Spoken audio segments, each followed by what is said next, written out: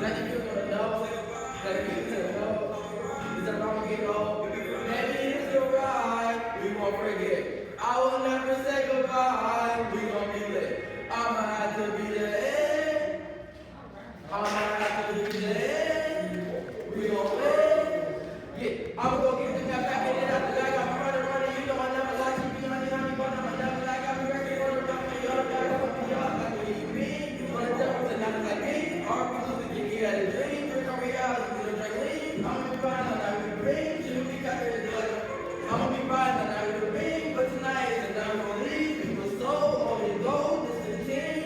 I'ma let you know. We gon' go. We be green.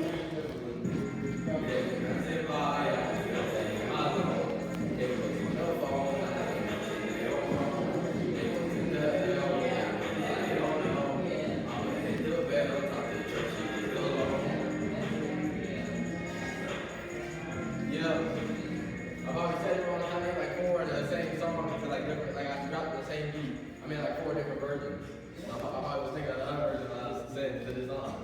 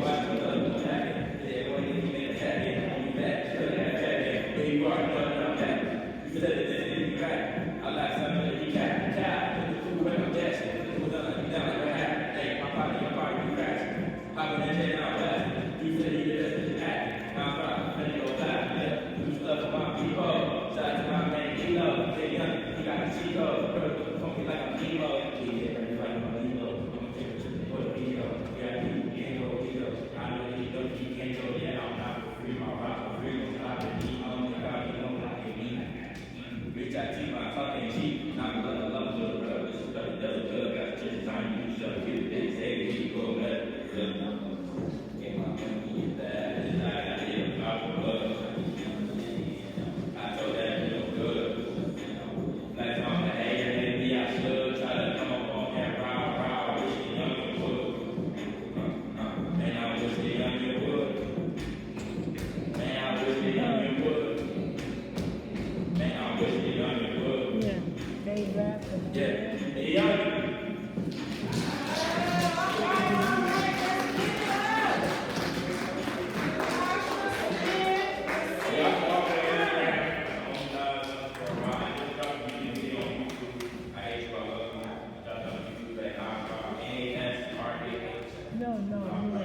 just you rap. Appreciate y'all. Coming later on. Y'all can stay tight and go to the rest of the day.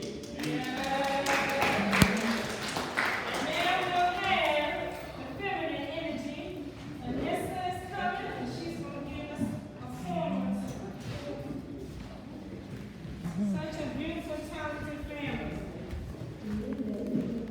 Little pipe man.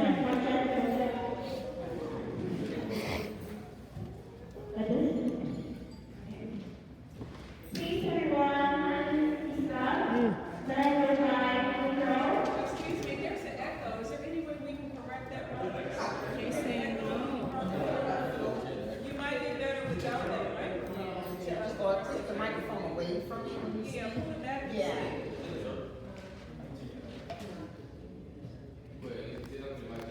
My turn.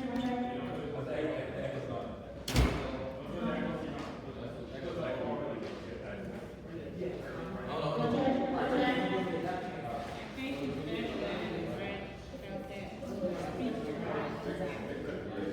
And just turn the volume down just a little bit.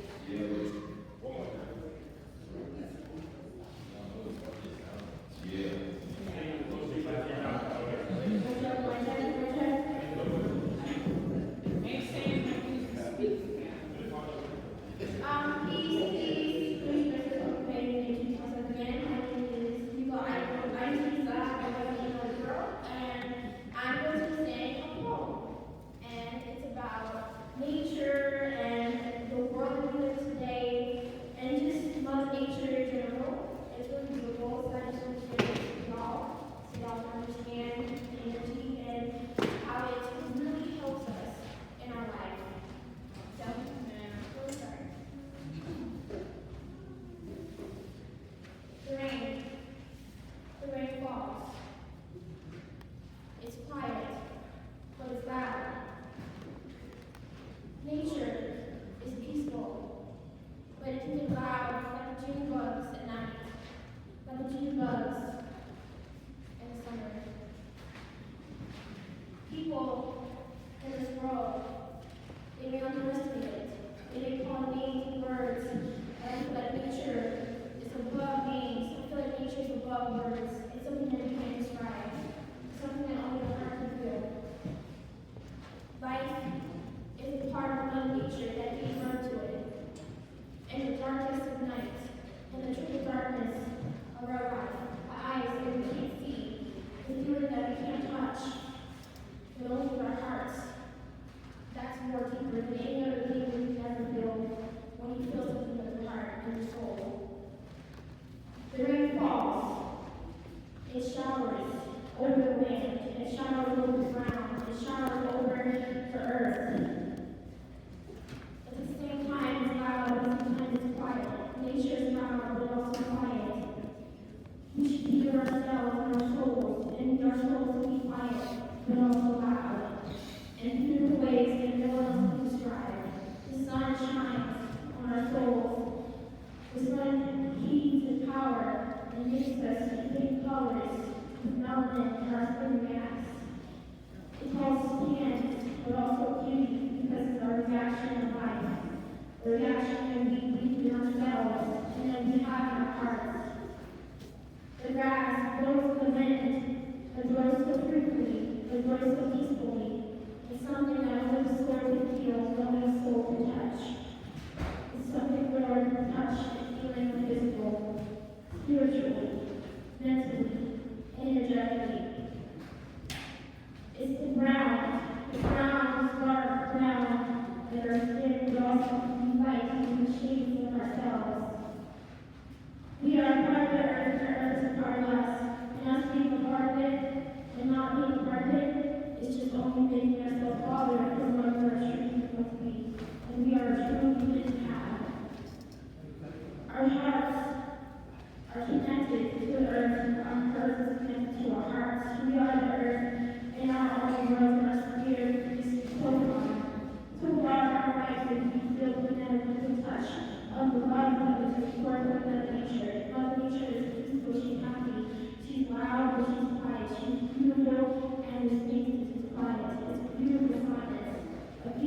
not spoken or not talked about, the beauty that no one can see, but only can see from their hearts, a beauty that no one else can feel other than feeling from their hearts.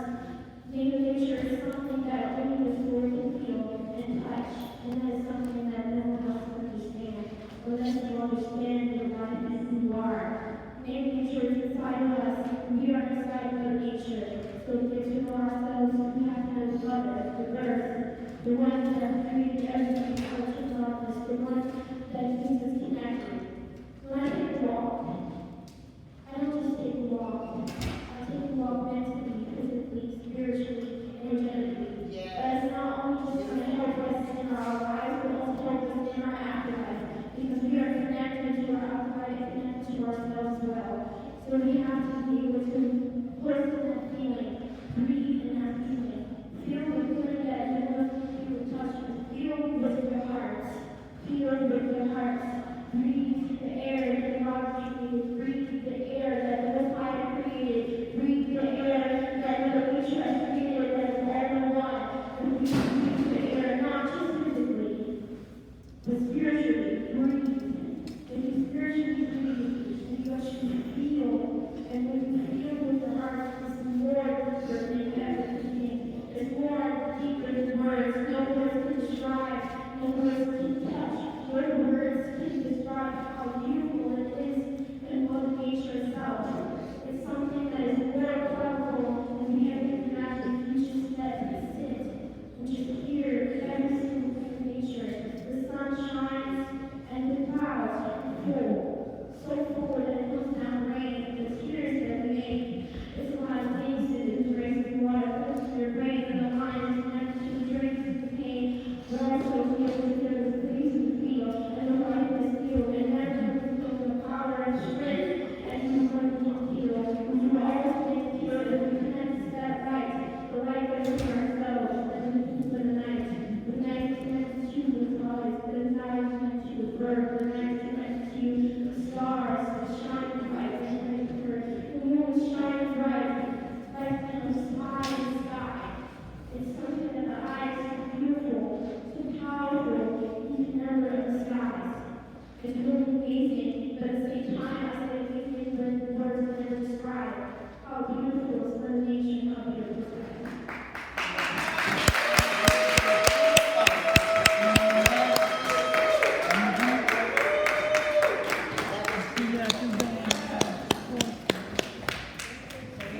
We support our youth. We support our youth. Yes. Because this is the alternative, right? We don't want them in the streets, right? We want them to be doing academic things. We want them to be writing. So we're here to Very encourage powerful. them. So we give thanks to y'all for supporting her. Yeah, very powerful.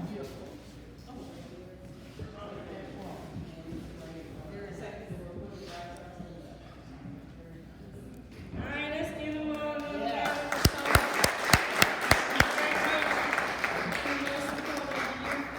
Angela saying that's what we're promoting here. Absolutely. Thank y'all so much. So we're going to start our author showcase. And our author showcase is an opportunity for each of our authors to talk about their works and to talk about those works that they're about to create. Because we do have some authors here today who have not printed, have not published yet, but they still have ideas about what they want to do and they want to talk about it because they have a manuscript. And maybe some of y'all are pregnant with some ideas. Has anybody out here not published if you think you might have a book inside of you? Anybody? Okay, all right, so we need to talk to you because that's what this is about. We're coming together, authors, supporting each other, and bringing that out. So if you want to publish, this is the opportunity for us to talk about it and talk about what it is you want to do. So right now, we're going to start with our author showcase. And Brother Robert, would you like to start? Do you want to stand up in front of the audience and let everybody know, tell them about your book? Do you want to stand at the podium there? Okay, we can do that. If everybody able to stand and walk a little distance, I want to invite everybody. Don't care what side you pick up, make sure it's even on And both do y'all sides. want to fill in the center here? So we're gonna divide everybody up. I'm gonna say from top, and then we're gonna stop right here, divide everybody, including young people. I need y'all your opinion too. So we're gonna sit right here, make the chair, we have two sides divided up. This is how I would like to present your book when you get this book. Then you have some females over here sitting over here, and the young people sit over here. Yeah, right here on this side. Don't matter which side it sits, right here, right here. But this is not a test. It's like, I want to hear what your side of the story is. Now, this man talked there with my friend, Mr. John. He said he wanted to start a book, right? One of my first topics, an old lady came up to me. She said, Mr. John, you're a young man. You get ready to start cutting grass? I said, I'm thinking about cutting grass. You know, got me a lawnmower. She said, well, here's what she told me. When you start something, you are. You understand what I'm saying? You the beginning. It ain't the next person. But you ain't come to the idea. He came to the idea when started the book. Who got started? He did. You came to the idea you want to make songs. Who started? You did. So, name something you want to do, but you got to be the beginning. What you want to do in life? And some people think about it, it sounds crazy. But you are the beginning. That's the first topic. Man, I know everybody been in love. Who ain't been in love? Somebody ain't not been in love before, it's not referred to. You can go talk to your lady girlfriend. You know what? Old lady told me another story. She said, hey, you know, my cousin came up here, and his wife said something to him and said, you know, she done something to him, hurt his heart. He was another man. So my mom was there, and the old man told the story, he left. My mama told me a little quote. She said, cheaters been practicing lies. That might not sound like you're a cheater. It might not, but think about what I'm saying. Cheaters been practicing lies. So you can rehearse it with people like, have you ever been cheated on? Maybe I can be practicing. Maybe I gotta watch out for what they're doing. Another thing I learned from the people as I'm a truck driver, I learned how to talk to other people. And it said, people always say, you know what? I got you. You ever heard it before? I got your back. I know somebody say, I got your back. Well, I got your back. Some people say it's way better. But if everything comes in my face, why you gotta have my back? Why you can't have my front? Some people ain't got your front. They be back here talking about you, but they ain't got your front. They ain't gonna stay in front of you. So you discuss little things like this. I even got deeper. And I got deeper like, here go one I picked up from an old truck driver, just like 20 years ago. He said, when you're feeling down and out, don't get stuck in the middle of 4 corners. Sometimes you get depressed. You sit down, don't know what to do. You sit on the bed. What the bed got? 4 corners. You ain't gonna do nothing. You're gonna sit there in depression. You got to get up and make your first stand. And that's what I learned. And another thing I learned, if you want to be an entertainer, first you got to be a boss. That's in number 8. Bosses are paid to be entertained. Every time you go to a basketball game, and you might saw Michael Jordan, you might saw the great Stephen Curry. But when you sit down there in that chair, you're the boss right now because he entertaining you. Understand where you stand. Know your life. Know your authority. A whole lot of people don't understand about what they are and how much value they are. You are a very valuable person. Another thing you need to know about yourself is in my book, it said, you should know your worth and adjust your payment accordingly. Because sometimes you're going to change. Your work going to be stronger some days, and some days it's going to be weak. You got to understand that when life will carry you to a different path, you will have to adjust your payment accordingly. You can't expect to make the same money you did when you was younger as you get older. So make sure you adjust your life accordingly to what you're doing. Now, how many of y'all got a friend that you've been dating for years? I'm going to give you some advice this lady told me and her husband told me. This is from my mom. She said, do not pay on your life insurance. That sounds stupid? Anybody say that sounds stupid? But she said, because you can't collect off your own life insurance. Pay on the next person if you collect it. It sounds crazy. But I know a whole lot of people date for 20 years, 40 years. All of a sudden one person passed away. You ain't got a bunch of pictures on the wall in your camera, but you ain't got no commodity. I want you to think about it. This book's about thinking. And another thing, people always count your money. If you gotta count your money, I know young people know this. You already what? You gotta count your money, you already what? You already short. You gotta count your money, you already short. You show up when you start. It's just a book about anything. If you got child support, I ain't most about child support. I said, child support can take grown folks toys. Y'all can go buy toys? Your house is a toy for a grown man and a grown woman. Your car's a toy. You don't take care of your kid, the money get away. And another thing I tell everybody, life is short. And this is respect to my older people. Anybody ever watch the movie Roots? Y'all remember the old movie Roots? A man told me that he said, when you go against your name, your belief, your morals, and your roots, you've been totalized. You might not do it, young man, but watch the Roots. Yes, sir. You go watch their Roots, that's one of the powerful things that happen when they can take and break you inside and tell you what I'm gonna call. Some of y'all been totalized, man. Some of y'all might work at McDonald's. Your name ain't wrong right now, your name is McDonald's. Because you ain't got an idea of better than McDonald's. Some of y'all work in the factory. Oh, your name ain't no factory, your name is Procter & Gamble. Because you ain't come up with the idea, you can come up with the same idea and improve your lifestyle. So I made a decision to improve my lifestyle. I got this from an Indian back in Oklahoma. She said, you know what life is? She said, you do not know, do you know that a part of you was placed in a hole? And then another part was put in the hole just to come out of the hole, just to go back in the hole. I took it to, if you ain't catch that, you don't know nothing about life. Because you was already in the hole, I got to put a part of me into your hole. Then the first thing I want to do is come out the hole. And the last place I want to do is go back into another hole. That time is short. You already in the hole. Think about it. Life is short. And little dude, about 3 years old, told me this. Little dude was beat him up every day. I said, when you gonna fight? He said, if I can't fight, I sure got fast feet. I wrote that down. He said, I can't beat this dude, but I got fast feet. He left the problem alone. Sometimes you just gotta run away from the problem and come back later. I even wrote stuff about being homosexual.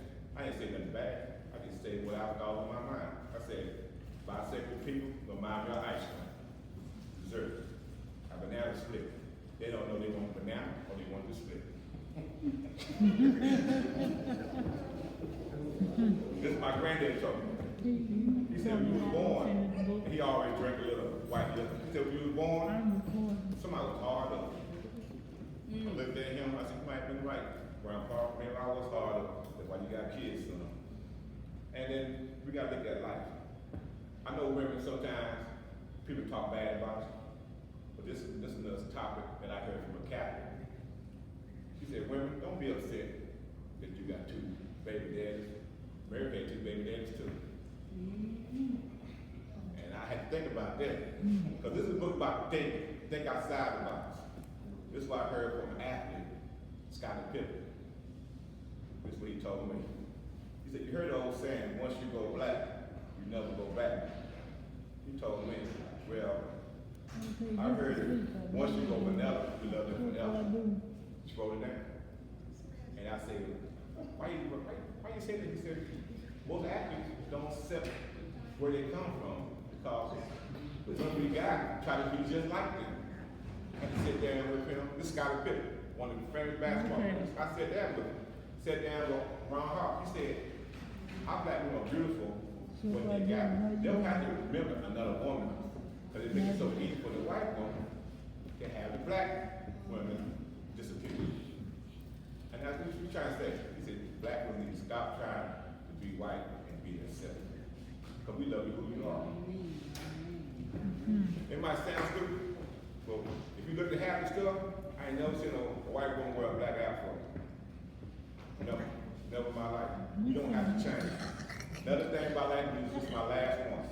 People tell you they don't like how you are. This is what you tell them. I ain't got to change. I just got to rearrange who I am, rearrange my situation. You ain't never got to change nothing. Just rearrange it. If you like being who you are, how you dress, how you treat people, and they don't like it, just rearrange the atmosphere. And then the last quote, sometimes you be in a relationship with somebody, they ain't vibe. take them out their Bible. They don't want to be taken out. Some people want to take you out your Bible. Come on, you do this. No, they don't want to be taken out your Bible. Let them be in their Bible. But sometimes you have to marry them all. That's all I got to say. I hope you enjoyed the book. When you do get it, you can take it, you read it with your family, friend. It might have a different way of saying it, but the long run, I want you to think outside the box and really just in the box. Take care.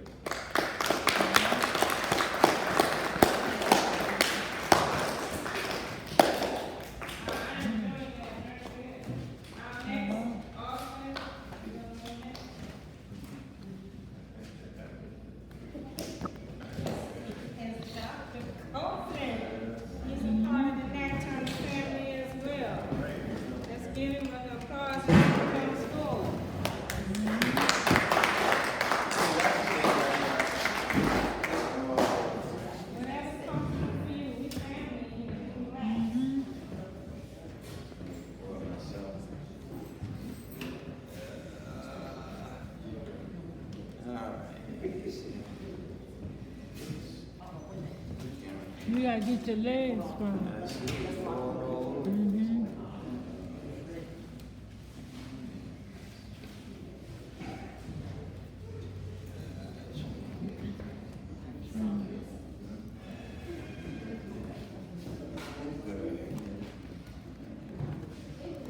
All right, how y'all doing today? What can I start? I'm going to speak about each one of my books. I guess I got like 4 different ones, but one that they call me about is honored to be here. Which one is this? Number 32? Anniversary? 32. Okay. Yeah, with the Khalifa family, this is the Black Book Awards. I'm like, wow, they called me up and said, yo, we got your book up. This one right here, From Kings to Gangsters. I read this back in 2014. It was part of a program. One of the first ones I read was back in 2004, so it's about 21 years ago. And before that, when I used to go around the community, I had like a little book that I used to. Oh, wait a minute. Oh, they didn't record that. Okay. Yeah, I used to have little pamphlets. I used to go around the community and pretty much give a little education and stuff like that. I think it was called the Afro Newsletter at the time. And so then I wrote this one. This is called The Brief History of LBC, Central Virginia Hip Hop. That I written back in, like I said, 2004. This was my, I guess, first little book, small book, kind of gave the history of hip hop in my particular area. I'm from Lynchburg, Virginia. One of the pioneers as far as teaching people and showing people hip hop and stuff back in the early 80s and stuff of that nature. And then I came out with, what was my second one? I think it was this one. This was the 4 elements of hip hop. And what happened with this one, I came out, this was in 2000, I gotta remember, it's been a minute. Give me a second. This one was in 2012. This one came out. Yeah. This is around 2012. No, 2010 this year. I came out with this one. And actually these go together. This is like part 1. Well, actually this was part 1. This came part 2, but I made this part 1. Because the simple fact, in my community at the time, it was going around, you know, the children, the way they was dressed, and they had like pamphlets out and telling them about the way they was dressed and they had a certain way or they wore a certain brand, and they was part of the game.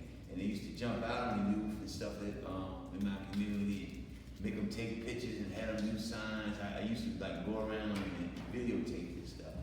And so I went and made this book to let them know that the style and the language and a lot of stuff that we was doing is part of our culture. You know what I'm saying? It's how we talk. We can call it ebonics or whatever, or ebony talk. So I came out with that to kind of educate my community at first, and then also started educating youth as well, because you know I was like, who was some of the first rappers and stuff? And you know I used to do classes from the ages 7 to like 18, and they were like Biggie Smalls and Tupac. I'm like,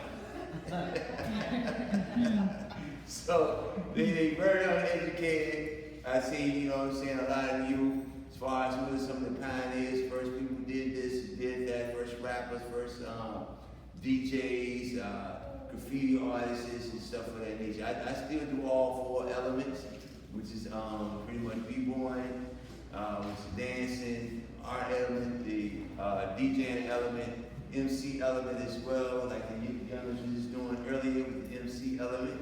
I used to go around and teach them how to, pretty much project themselves better when they're on the microphone, how to hold the microphone a certain way versus they like this, as y'all can hear, make it sound more muffled. It need to be more like this. Y'all paying attention, youngins? You hold your mics like this and start off until you learn how to control that mic. You see that? And then you can get to the point where you're used to doing it, it just automatically comes to you. And you're more clear, you want to hear what you're saying, want to project what you're saying, want to feel what you're saying. You know what I'm saying? So that's how they can feel you and get all into your music and what you know. I was checking y'all out. Some of y'all got, your guys, you're coming. You just keep practicing. Okay, then I came out with this one. This one, of course, is more historical. Everything is dealing with the rhythms. So the turntables is also equal to the drums and the modern day drums. Okay, poetry, the MCing will go back thousands of years. Okay, got Tahuti and all them dealing with the writing. So I went and created this book. It's very interesting. I had a couple people work on this. Definitely cover had a guy named Oz. We used to call him Oz. He drew it. Well, I came with the concept, and he just drew from my thoughts of how it went. And then I had like 2 different people take it and actually color it. It was a mother and a sister and mother. I'm sorry. They took it, painted it for me. Actually, deal with crayons at first, and then within, if you look into it very closely, I also got real pictures inside of it too. So that's with the cover. Then a lot of the drawings are done by my cousin named Brandon Sanford. He did a lot of the drawings in it as well. A lot of this information, from the elders. I've been studying for over 30-some years. Dr. Clark, Dr.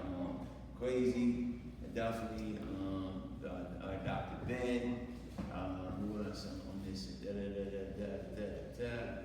he's a normal person. Just kidding, right there. But definitely, just took all that, the different studies over the years. Of course, my own research, going to libraries. And when I first started doing my research on history and African history, in my particular city, couldn't really find anything, so I used to have to go to like Norfolk State, OBU. I used to have to go to like a lot of black colleges, and I'd be sitting up in there for hours gathering the information. Okay, this was before the internet. Then you can just Google everything, right? So that's how I came up with this book. This is also, like I said, it dealt with. I had a program at the time for the youth. You know what I'm saying? Like I said, I also had like a little class and had like questionnaires and stuff as well for them to pretty much like a test at the end of the program, like a 3 or 4 week program, see what they learned, what they gathered from it, and stuff of that nature. And then I came in 2017. No, it's called The 7 Block Awakening. Yeah, 2017. Slavery from past to present, and are we still in it? Okay, this is during the time that they was talking about, the first time, what's his name? The Triumph. He came to presidency the first time and stuff like that. And you're like, we'll go back to slavery. We already in this point of slavery. Yeah, mental slavery. Been in it. Okay, they took the chains off, and they're like, still in a certain point of slavery, but I call it the Black Awakening. A lot of brothers and sisters say, well, I'm conscious. This, that, the third. But really, we are awakening. You know what I'm saying? We look at true consciousness. You know what I'm saying? A lot of us is not truly conscious. We're awakening. And then within the last 4 or 5 years, since with COVID and all that, they really been awakening up, right? People want to learn the history, and all this new stuff. You know what I'm saying? The Gus has been for 20, 30, 40, for decades. We've been talking about this stuff. So it's a beautiful thing to see people awakening. You see what I'm saying? And coming into this awakening, because we do need to get back into our original selves. and you can understand, break the chains, the mental slavery that we are in. This covers a lot of, this actually comes with 2 DVDs, maybe 4 hours total, because it was the lectures I did. So this is, I like to say this is like a, I always call it a workbook, because I give you basic information, but I want people to go more in depth if you're interested in learning, like, you know, give you, what I'm trying to say, avenue or a way to go to kind of research even more deeper with some of the things that I hit on and touch on. You know, like, how many of y'all know about catalytical instructions? Y'all heard of that? Any of y'all? You never heard of catalytical instruction? Part of catalytical instruction is dealing with the Bible. Okay, and what they did was certain verses that y'all probably can memorize right, y'all know right now, that y'all can just say off the top of your head. Okay, that was done intentionally. And you know what I'm saying? They taught us certain verses and stuff like that since slavery. Okay, remember we couldn't read, we wasn't allowed to read or anything, right? But the main thing we could read was the Bible, or learn things out of the Bible. It's the only thing that we was allowed to, in a sense, read. And they had it one time, it was called the slave Bible as well. I don't know if y'all heard of that. But things like that I kind of touch bases on as well. What else I got in this particular book? Oh, Thirst for Melanin. Y'all do know about, what is it called? Hampton. Fort Monroe. Y'all been in Fort Monroe? Yeah. Any of y'all else been in Fort Monroe? Very good, interesting information there. And, you know, they say that's the place where we supposed to first came in on slave ships and stuff like that in 1619. Of course, a lot of us was already here, but understand by the history that they tell us, right? Okay, if you go down also to Fort Monroe, it's an area that when they first came in for the first time, they end up eating each other. Okay, and kind of touch bases on it, the Thirst for Melanin and the Alus Cannibals. So there was cannibals as well. And what else I got? Of course, y'all see this with the sheriff badge, right? Police badge, right? That was a slave catcher badge. For the slave catcher. Okay? So I kind of touch bases on that as well in this particular book. Like I said, to kind of awaken your mind, and like I said, if you want to go deeper and do your own research and find out more, what is he talking about? You know, then this is what this kind of book is about. And also, like I said, I got the lecture go. First, I tell you to read the book and then watch the video. So it's kind of go in that step. You know what I'm saying? So you can kind of really grasp the information in the hand. I think that's pretty much it for me. Yeah. Also, I'm also doing holistic work as well. That's my main thing now. In the community, trying to teach about electromagnetic frequency. I'm an ancient medicine practitioner and also deal with naturopathic consultant, trying to give people alternatives to versus a bunch of medications that they putting us on, surgeries, getting stuff cut out, cut open, or this, all this different things. We don't have to have that done. God already gave us medicine out here. We just need to utilize it. And most importantly, what y'all gonna do when they cut out Medicaid and Medicaid? Okay, yeah. So it's a big thing that nobody's thinking about, but they're talking about it. If you're listening, if you ain't watching P. Diddy's case or something, paying attention and telling you there. So, when we as a community gonna really listen and start, putting our resources together. Okay? Even down to our protection. Our brothers and sisters here with families and all that. Community protection, community, how we gonna do that? Okay? This can be done, it's being done in a lot of communities in different places around the United States. But are you doing it in your community? And I think that's about it. I really appreciate it. It's been an honor to speak for a few minutes.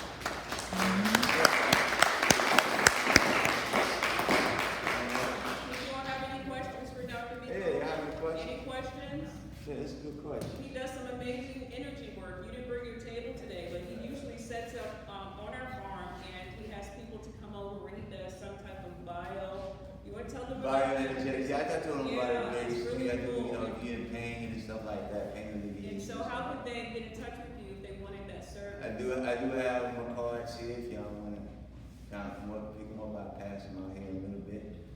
well.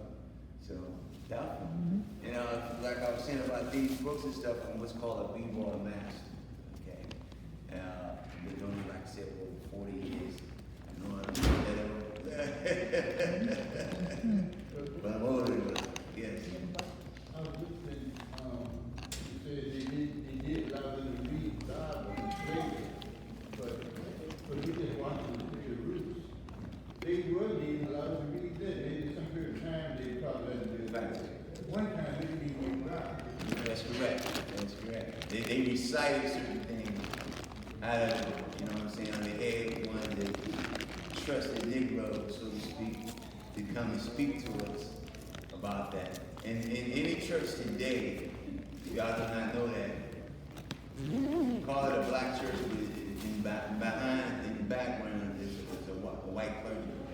It got to be from the Pope or somebody. Okay, all black churches. You do not know that. On the front page, you might see us, you know what I mean? Smiling and grinning. But in the background, they really the puppets. That's more open now than it really used to be. Because most 90% of churches, like you say, you see all black, and then you see the white man in the head. Yeah, well, they still is part of when they I can't remember the year. Like I said, when I was doing the research, I know it around 1700. What's the African church originally? Because the black AME. Yeah, originally. American Methodist. Yeah, African Methodist. What originally was called African Methodist. Originally, they had the African drums and all that stuff. You know what I mean? But them folks came in like, whoa, we ain't doing this around here. You know what I'm saying? Because they banned the drum. I talk about that in this book. Because, you know, they banned the drum. That's how we used to talk. That's how the freedom fighters and stuff, you know, used to talk to the slaves and tell us when to meet and stuff. You know what I'm saying? And those who knew, be like, okay, we got a meeting tonight up in the hills. You understand what I'm saying? So that's how we used to communicate. So when they defecated in the churches, you're like, yeah. So they cut that at the band of the drum. I think that was in late 17. I don't know the exact date. Y'all can look up when they banned the actual drums here in the United States. Of course, we brought it back, as, you know, around the late 1800s and stuff like that. Okay? Yeah. Any other questions? Anything? No? Good. How about you, y'all? Y'all got anything on the hip hop y'all want to ask me? Huh? Talk to me. Good?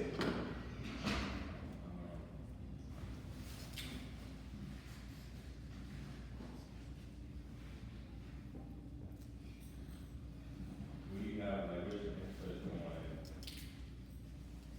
like maintaining your like doing the music industry, like maintaining your energy and your spirit while going through the process and the transition of like meeting different people offering you different opportunities and stuff. In the music industry right now? Oh man, it's so corrupted right now, it's sick. I mean, that's just keeping it real. But if you can, you best to be independent. You know what I'm saying? Y'all brothers and sisters, y'all like a team. So y'all can be stronger, you know what I'm saying? If y'all like y'all doing working each other. You know what I'm saying? Somebody gotta, you know, be able to book the gigs or whatever, try to get y'all with shows and stuff like that. Y'all can, now y'all got the internet, so it's so much easier than when I was growing. You had to do everything by foot, knock on doors, bring your music, you know, stuff of that nature. So it's so much easier. Y'all can just make try to make a video for all your songs. I tell people that too. Okay? Make it, because that's how you, nowadays it seems like that's how you get captivated or you get noticed more versus back in the day. You might have to do like 20 or 30 shows for free. You see what I'm saying? Nowadays, you know, off the jump, cats getting $1,000, you know, getting some money for doing these shows. You see what I'm saying? So it's a whole different ball game. As far as you trying to get signed, you want more or less a distribution. Okay, you know, as far as you actually signing to a label, I wouldn't, you know. But if you can get a distribution deal, because you can't reach the world sometimes as far as putting your stuff in certain places. Biggest thing I used to tell cats when I was teaching them, you want to get your music to all the DJs. If it ain't, if we don't break your stuff in, I'm gonna turn tables.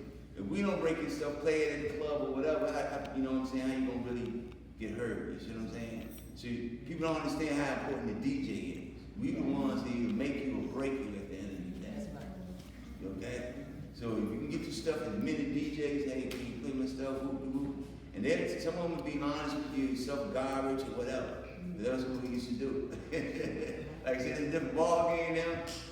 Some of them catch you, like I said, through a video or something like that, they may call you up. But if you can find out who the DJs and who's the hot mix DJs, try to get your stuff to them.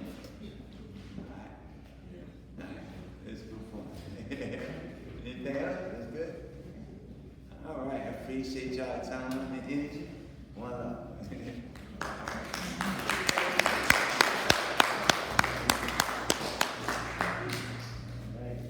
Next up, we're gonna have a dynamic duo, husband and wife team, strong supporters in return, and Bob and Nika's living edition. And you all can choose which one of you will go first. Let's welcome them also with a round of applause.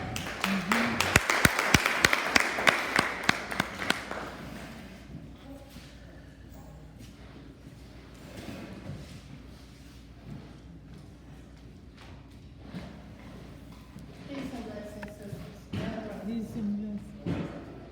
I am Queen Minister Asani Yaya King. My government name is Minister Diane Lewis Jackson. This is my very first book entitled Sisters Against Hoochie, Hoes, and Bitches. I wrote this book simply because in seeing things in society and how black women are depicted today, all the negative images of us have caused me to feel ashamed and embarrassed as a black woman. We are, and once were, the most envied woman on this planet. Mother of civilization, goddesses and queens. We have allowed ourselves to become whores, hooches, and bitches. Men, excuse my French, I don't speak like this, but I wrote it and I'm saying it for this purpose and this purpose only. Going forward, I may say the B word, okay? When did we become such a lower grace, distasteful female? My mother and grandmother taught me that every lady is a woman, but every woman is a lady. We are no longer sisters anymore. We don't respect ourselves and we don't respect the sisters around us. We talk nasty to one another and we don't need to. I always say we need to kill those evil twins, jealousy and envy. What is it that we have to be jealous and envious of each other for? What is it? Why is it I cannot go into Walmart, Target, Food Lion, Wawa's, and can't look at my sister and say, "Peace, sister, how you doing?" Why do I have to meet my sister whose skin is like mine with a bitter, evil grit on her face? What you mad about? And what is it about your situation that you're so mad about it that you can't fix it? I haven't done anything to you to smile. We do not respect the black men. They open the door for you and you walk through it entitled. You can't go back and say, "Thank you, brother." But I'm gonna say this. You let that caveman, hairy beast of man, the lowest man on this earthly planet, hold the door for you and you stand like the house wenches that we are. Why is that? Why can we give that devil beast of man more respect than we can our own lady? All right. Why? Oh, because, brothers, when I go to Wawa's and I approach the door, even the elderly brothers let the door fall on me. Sad but true. But when I'm going to Wawa's, I don't have to reach for the door, because the little white and shining armor that they gave us, that little white man, that devil man, he's racing to the door for me. He understands and recognizes the queen in me. All right. But for some reason, our brothers can't see the queen in us. Why? Because we no longer see the queen in ourselves. All right, come on. We'd rather be hoochies on the internet. We'd rather be whores in the street. We'd rather be bitches with our stank attitudes. And I'm calling like I see it. Everywhere I go, I'm sick and tired of when I pull up social media, all I see is a twerk fest. When did our backside become our most prized possession? When? And the saddest thing is, we twerking, we flirting, we throwing it back, we do all of that with our little girl right beside us. We no longer mothers in the household. We no longer wives in the home. We want to run to Dubai and sell our bodies to these men that can't even stand black women. Degrade us.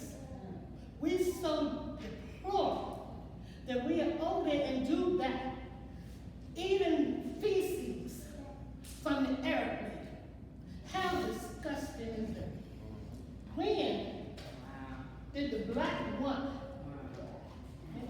mother of civilization, queens, goddesses, the ones who sat on the throne, when did we become the least respected and the least protected person on this planet? Tell me, when we followed that white woman, when we gave up who we are to be like her, All right. while we running around being like her, she's doing everything she can to be like us. She burning in the sun to get this complexion. She pulling on to our black men, because she sees the beauty in him. We too busy arguing with him, putting him down. I'm gonna say all of this, don't sit down.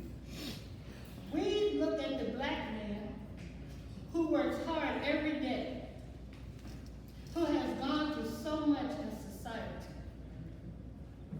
The most hated by the white nature man, and we understand why. But we would not give him the time of day, because he's not wearing Jordans on his feet. Come on now. Because he's not driving in a Lexus. Because he's walking and he's flipping burgers at McDonald's. I have been in Barnes and Noble with my husband and out to eat, and I've seen the finest of the families of the sisters. Y'all brothers called dime pieces. Beautiful women.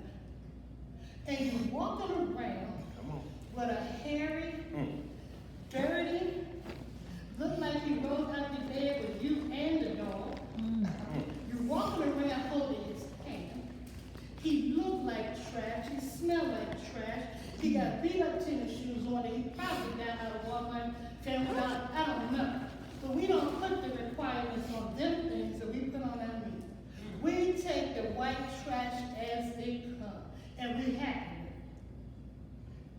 I wrote this book because I got tired of seeing these things. I wrote this book because I love my sisters. I wrote this book because I'm tired of this white woman walking around thinking she reigns supreme when all she's doing is studying us. I am tired of the white women running around calling themselves queens, while we call ourselves bitches. Because we looking at the Real Housewives of Atlanta, and we looking at basketball wives. When did the word bitch become a term and endearment for the black woman? You dare call me one, we can fight. It used to be fighting. there's a term in here. What is a bitch? A female dog in heat. That's what. And what does that female dog do when she's in heat? She turns into any other dog that come up. And they can take turns. That's what she does. And we want to carry that. See, the word tells me that power is in the word. If you walk around calling yourself a bitch, you're going to have it. And that's our problem. We got this man, that man, the other man, someone else's man. And it's all good. I'm tired of seeing us in these conditions. I'm tired of seeing our beautiful sisters walking around trifling, looking with bonnets on their heads and pajama pants because it's comfortable. It's not comfortable. You're just too lazy and trifling to do that. All right. That's what it is. But I got tired of seeing us in that condition. I got tired of seeing us acting like we do no longer exist and we no longer have importance. Black people, black women, we are needed. The Nation of Islam said no nation can rise as high as a black woman. That's right. That white woman knows who you are. And that's why she's calling herself a queen, while we calling ourselves bitches. We even got men out here calling themselves queens. And we calling ourselves bitches. We got faggot men out here that we run around calling out guys. I don't want no gay man in my house around my husband. Why are we befriending them? They would be in the bed with your man quicker than you would. I don't want no gay man and I don't want no gay woman around me. These things are against God, I'm against me. Sisters against hoochie hoes and bitches. It's time for us to stand up. If you feel like me, rally behind me, because it's not just my thoughts. These are other thoughts. I see it on social media. Some sisters are against this mess. We need to start acting like we act and be the queens, the goddesses, the mothers, the black women. We need to be the most envied woman that we once were.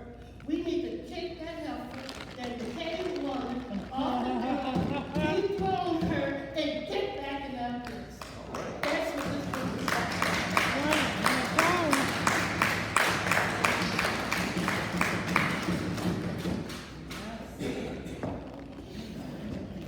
That's black power indeed.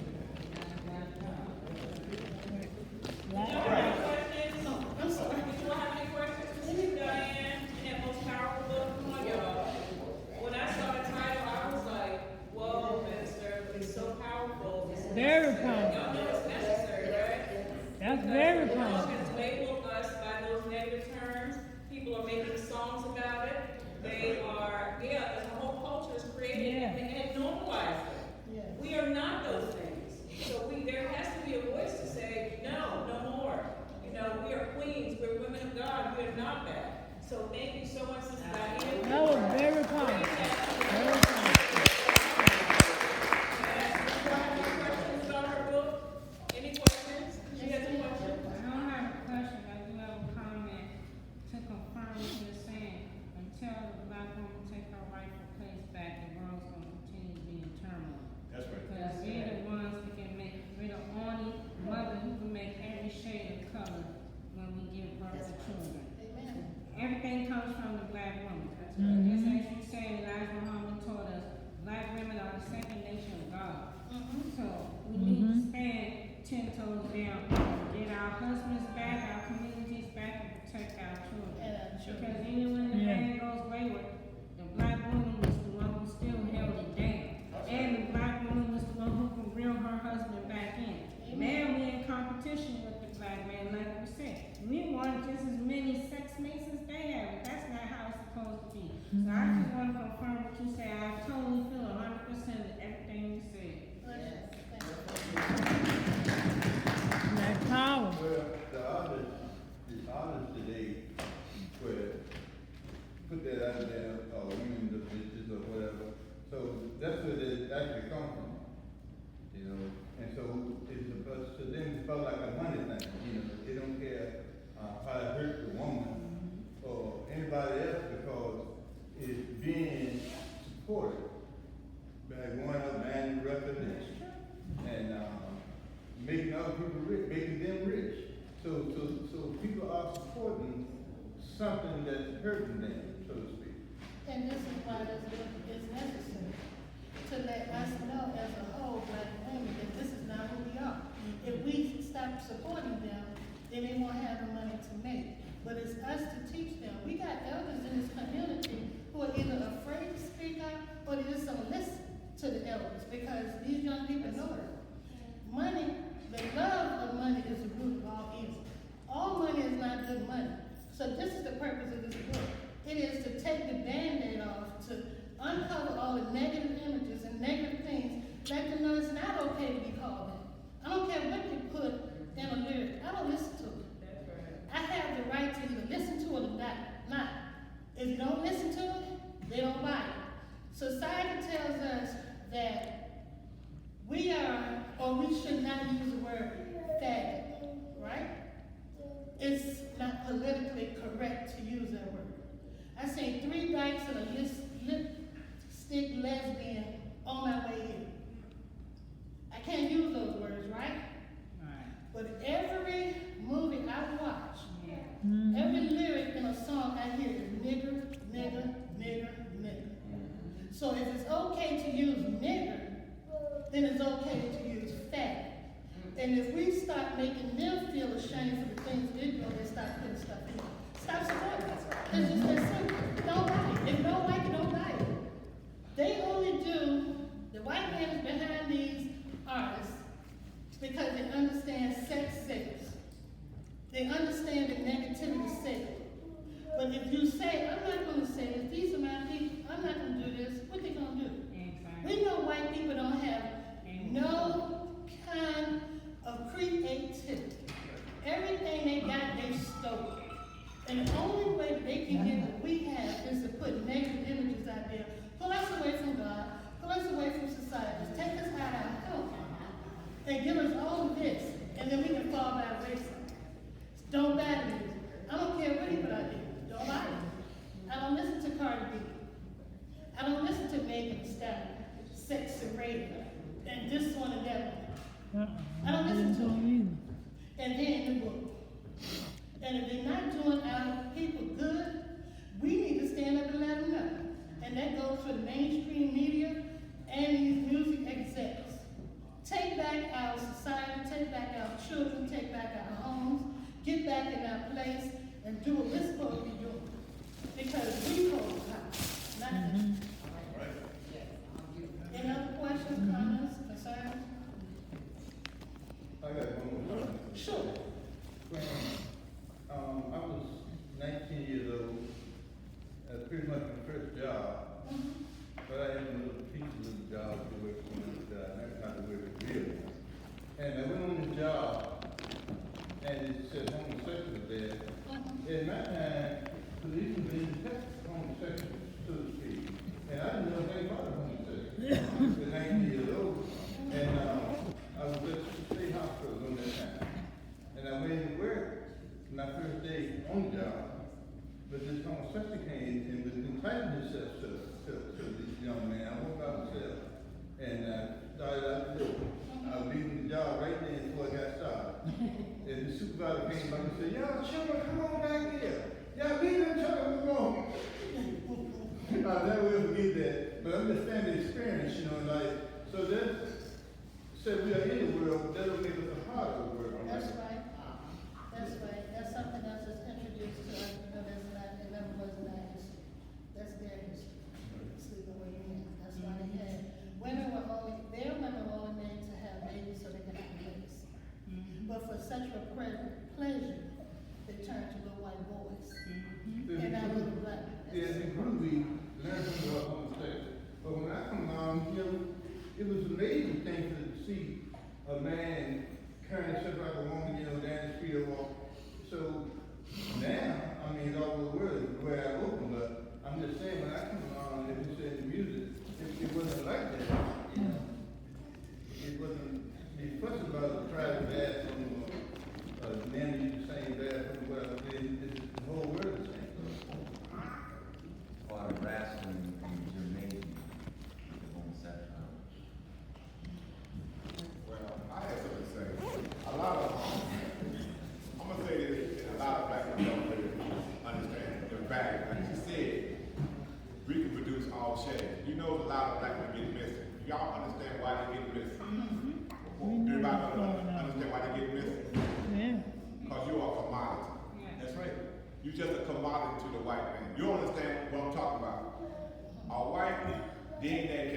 produce all shades of color. Our black woman can. Our black woman can produce a white baby, but a white woman cannot produce a black baby. No. So your body parts are different from mine. Do you know, I drive a truck and I have seen people get snatched up, found, remember Lexus that was missing? They end up finding her. Her heart was worth $2 million. Her lung was worth $4 million. Your kidney was worth $250 million. They don't attack on certain black men, they attack on females. I think Red Man came out 2 weeks ago and said, keep an eye on them because you are the commodity. Right. One of the greatest things that came out recently is the movie I call Sinners. A lot of people didn't catch on to it, but you deep, it was some deep stuff in there. And I don't know why we should have a sinner meeting. One of the biggest things that happened. Excuse me, everyone, we acknowledge our founder.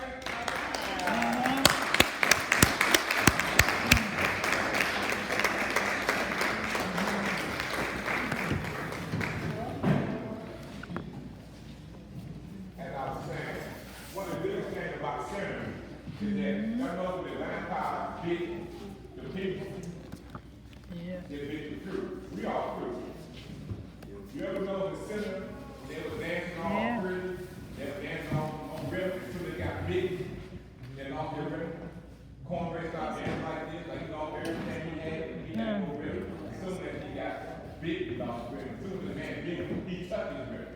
The white man started dancing like he didn't know that. He started to walk around. He didn't have that rhythm. Sinners were one of the best movies that ever came out. And nobody really understand it. It was so deep, it flew over people's head. The Indians knew that was a bad decision when they got there. Because they were after their fruit. They took their land. A lot of people don't understand. We live in sinners' land. They try to take our fruit. Start by kids and they're biting. Tell them, say this word bitch. Say this word hoe. And we bite. We don't want you to say she's a queen. Don't want you to say she's an ace. No, they don't want none of that. Understand you are the fruit. When you don't think you're the fruit, they always want to bite you. That's all I got to say.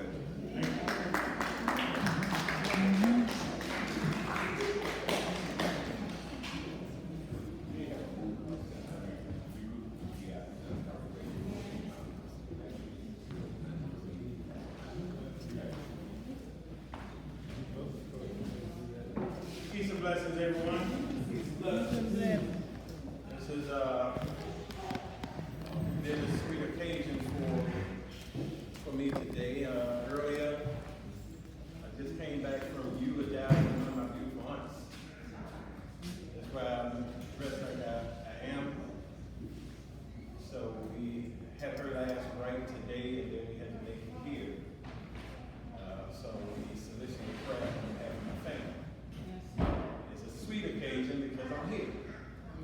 Able to be once again in the presence of beautiful brothers and sisters, and to my dear, dear spiritual father, friend, my publisher, my teacher, my instructor, a guide to me, Baba Khalifa.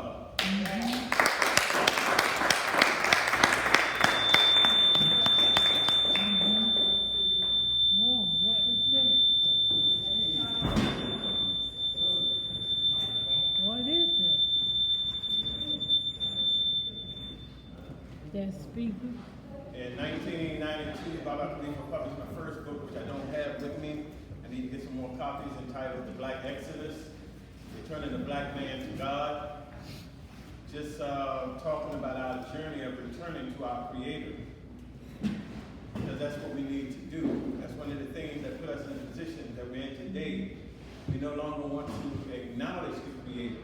And I tell people, I don't care what name you call on the Creator, whether you God or Allah, Yahweh, Netra, Asa, whatever name you use, we need to connect to the Creator.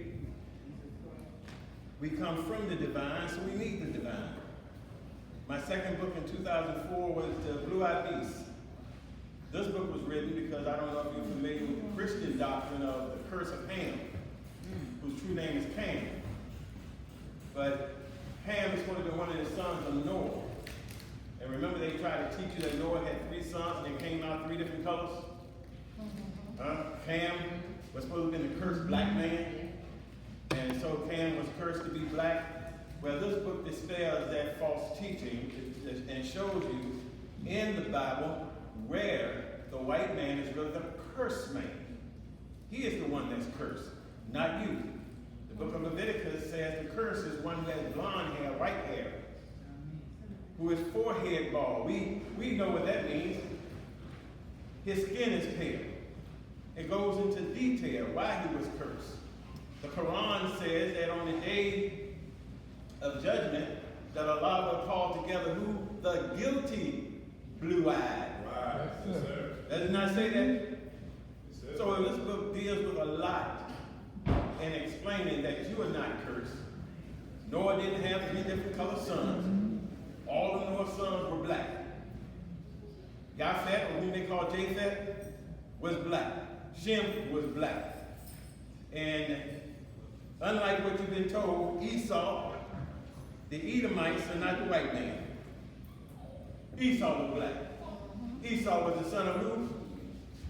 Was it not the son of Abraham? Jacob? He's a black man. The white man does not come or appear in your Bible really until you get in your so-called New Testament and you deal with the Romans and the Greeks. And look up that word Gentile. It comes from the word gen, and they would tell you gen means of the Roman. Of the Roman. Not no Hebrew, etc., African, of the Roman. Gen gives us the word Gentile. He's the only Gentile on the planet. My third book that I wrote came out in 2011.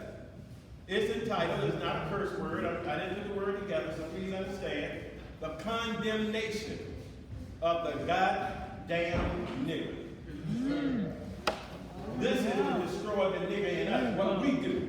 As my wife said earlier, we hate on each other, we fight each other, we kill each other. Why do we do that? Because somebody taught us how to be niggers and gave us a nigger mentality. And we love this mentality so much that some fools run around saying nigger with an A on the end is an affectionate word. I don't have no affectionate niggers in my life. I don't deal with niggers nor niggers. It did not come from the African or the Sanskrit or Indian word, what they call negrus. It did not come from the river Niger, because Niger is pronounced Niger for real. It's Niger, it's not Niger. The Europeans pronounce it Niger. So nigger is not our word, but nigger is a mentality, and I break down in this book. I thought it was going to be a sermon. I am a minister, I am a pastor. I started writing this. I thought it would be a sermon, but the Spirit guided me, and it became a book. But how did we become niggers?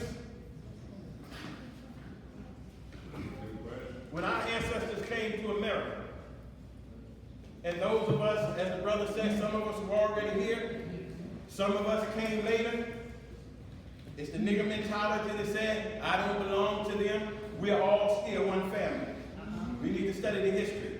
But when they enslaved our ancestors, they took them through a breaking process, did they not? Yes, sir. They had to beat everything out of them. Their God, their morality, their history, their culture, their traditions, their love for one another. Did you not know your ancestors couldn't smile at each other? They could be beaten if an enslaved brother smiled at an enslaved brother or enslaved sister. We had to show frowns for each other all the time. So in other words, they beat out of us who we were. When they beat out of us who we were, as Christians would say, we became an empty vessel. When you became an empty vessel, then the devil put in you what? The nigger mentality. Listen carefully. If the devil put the nigger in you, then who is the devil? He's the original nigger. That nigger taught you how to be a nigger. So when you act like a nigger, you just imitate the devil. You understand what I'm saying? So that's who the nigger is. And this book tells you clearly that the white man is the nigger, you are not the nigger. So stop imitating him. My last book I just wrote, not the last one, but the one that just came out a few days ago, this is the one. Yes, sir. This book is entitled, Brothers Against the Feminization of Shaka Zulu. The changing of the black man into black girls. Y'all talk about that homosexuality, that faggotry, that punkified nature. It comes from the devil.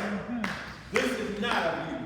And as a minister, I hate hearing people say that God made him or her that way. You're a liar. That's right. For the Creator says in all of our holy writings that he created a male and a female. He didn't put nothing in between. Say that. So this book breaks down why the black nation and across the world, you're losing your black men to feminization. Why they're trying to emasculate black men, girlify black men, and punkify black men. Because when they take away your black men, it says brothers and feminization of Shaka Zulu. Who was Shaka Zulu? He was one of the baddest warriors there was. You see, when they take your brothers, they take your warriors. When they take your warriors, sister, they take your defense system. They take your protectors. They take your fathers. They take your men. And they take your sons. It breaks down how J. Edgar Hoover's counterintelligence program, COINTELPRO, is still in effect today. Yes, sir. And it's still being used. They didn't dismantle it. They just took the name away, but the program is still in motion. That's why they sent that Negro Obama, I know y'all don't like it, over to Africa, preaching this homosexual faggot type of message. And the brother said to him when he got there, brother, it's time for you to go home. We don't do that here. They put Obama on a plane and sent him back to America.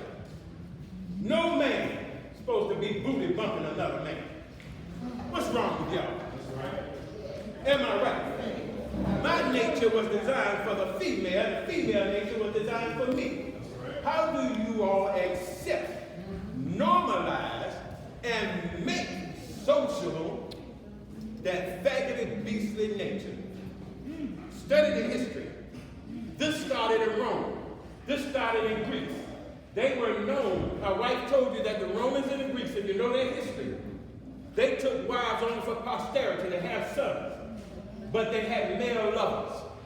When Romans went into battle, they took male lovers with them because their wives were at home. If you know anything about the Olympic sports game, your Olympics started as an all-male sport in Greece, and every male participated naked. And one of the prizes for the winner was a young boy. Why do you think they got the young boys singing in those little girly voices in the Catholic Church? And the Catholic has a long history of doing so. This book breaks down that this is not our nature. The brother said that all churches has the white man behind it. And let me tell you something what I do know. Every religious institution in America is listed as a church. Christian, Nation of Islam, Hebrew Israelite, Mormon, Simba, etc., etc. If you are a religious institution in America, you're listed as a church.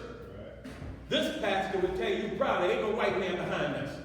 Because we don't let the devil in, we don't follow the devil's doctrine, we don't teach what the devil wants us to teach, and we raise up black men and black women to be kings and queens.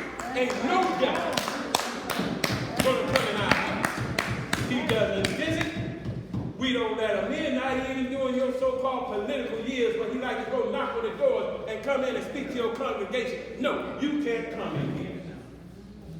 I hate the devil as much as he dislikes, and he hates me. And if you don't know your God, you better get to know him, because your God does hate too. He said there are two brothers. Jacob I love, and Esau I hate. He said, I hate them that do what? Iniquity. Go through the book. God doesn't love everybody. And as my father, who was a pastor, used to say, peace be unto him, if God loved everybody, then who is he sending to hell? We got to wake up, brothers and sisters. This feminizing of a black male is an agenda by this U.S. government to weaken your men that they may destroy what? The black family, destroy the black nation, destroy the black boy, and destroy everything pertaining to you. Look at your men today. How many brothers there on the down low? You got the open faggots and the hidden faggots. You got brothers marrying sisters, dating sisters, having sex with sisters, and then turning around going and having sex with a man. What type of filth is that? Who wants to approve of this? You may not like me, but I'm one of them preachers and pastors that don't care if you like me or not. I did not come to be liked. I came in this world to do the will of my God, and I'm going to do it till I take my last breath. This we must stop. This we must destroy. This we must kill. Like I said, I break down how this act of feminizing started and how it's gripping the black community, because the devil was not only raping young women on those slave ships, they were raping young boys. They were raping them on the plantation. They made brothers, grown men, forced them. They threatened their families to sell their families, to kill their families if the brother didn't go sleep with the slave master. This is the history they don't tell. That's how it grew in your community. It grew from the devil. And when the devil realized in the early 60s that he could not stop those black men. Oh yeah, they were killing the Martins and the Malcolms and all the revolutionaries that were fighting for us, and those they couldn't kill, they imprisoned. But they found out, hey man, we can't keep up with it. What can we do?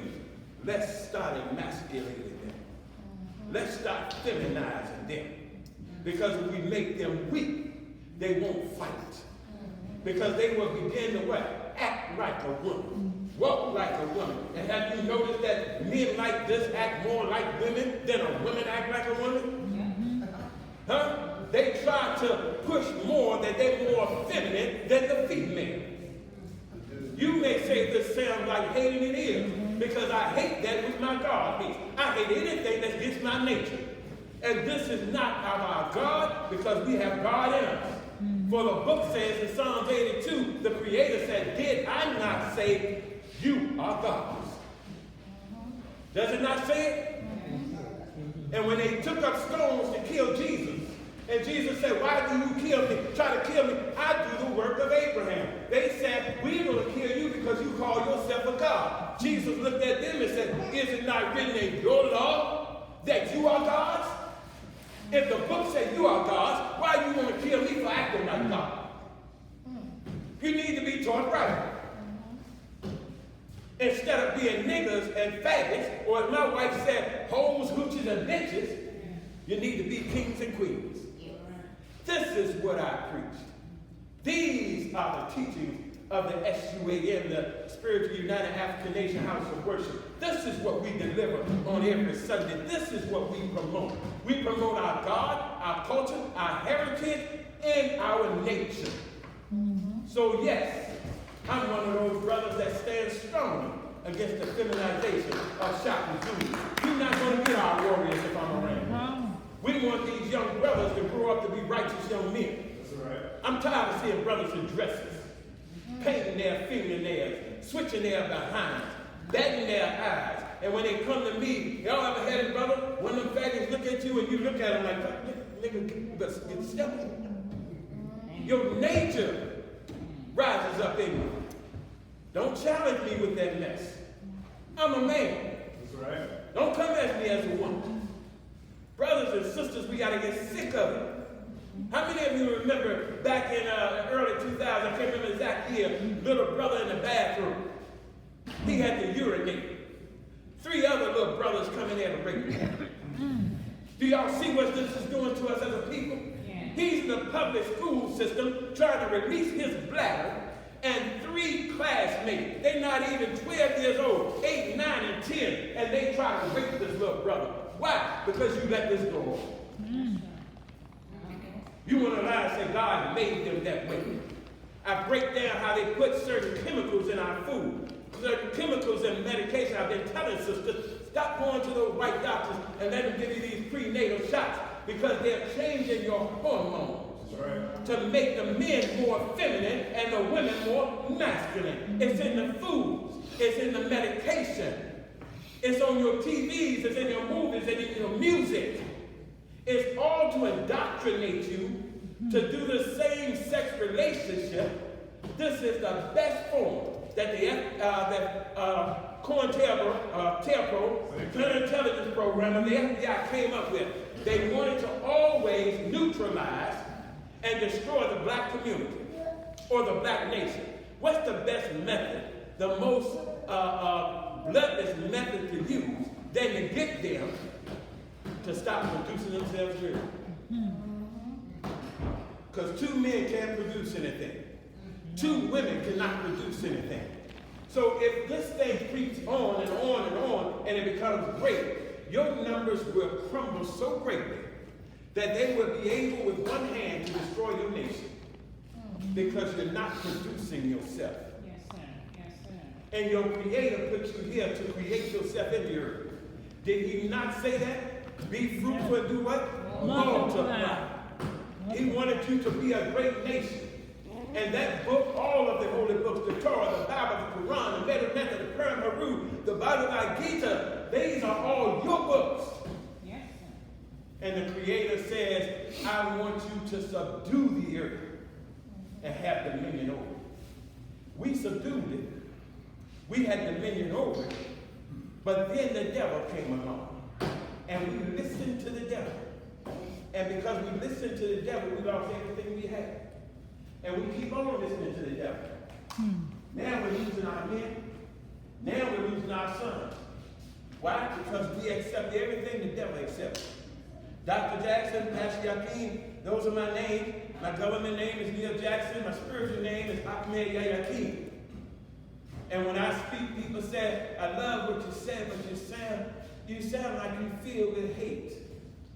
You can't get a love in my voice? I love my people so strongly.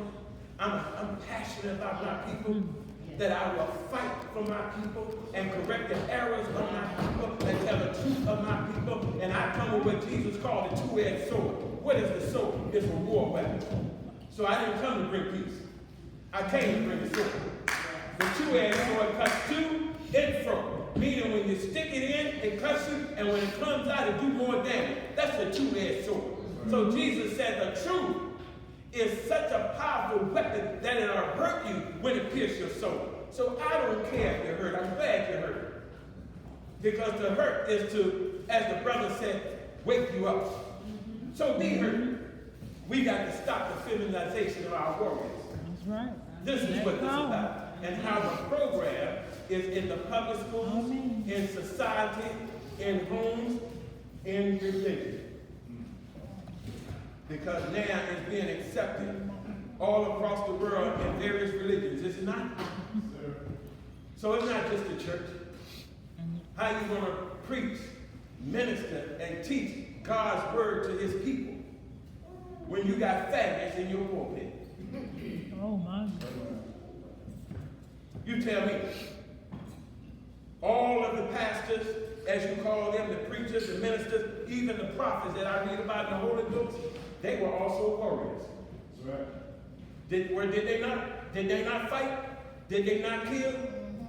You loving your enemies, you lying with your enemies, you trusting your enemies, you going together with your enemies, but you don't want to be the people God created you to be. This is our problem. That's why you're running from any type of religious teaching or spiritual teaching. You don't want to be right. You want to be, what you said, brother, in the world and of the world, when the scripture said be in the world but not of the world. I live here, but I'm not of it. That's right. I don't have any faggoty friends. Don't want any faggoty friends. I don't deal with faggoty people. I'm going to tell you just like that. If you're not a man, brother, you can't stand with me. You can't come in my house. And you definitely will not have hung around my sons. They're grown men now, but I got a grandson. And I will be damned before I let you hang around my grandson. Because I'm producing him to be a warrior, a righteous black man. So this is what this book is about. Get rid of that feminizing method that the devil is using. I don't mean to say I ain't doing it, but that's how I do it. Thank you very much. Black power! Black power! Are there any questions? When you spoke about the name, people use different names to use, when you switch out the name. I think Christian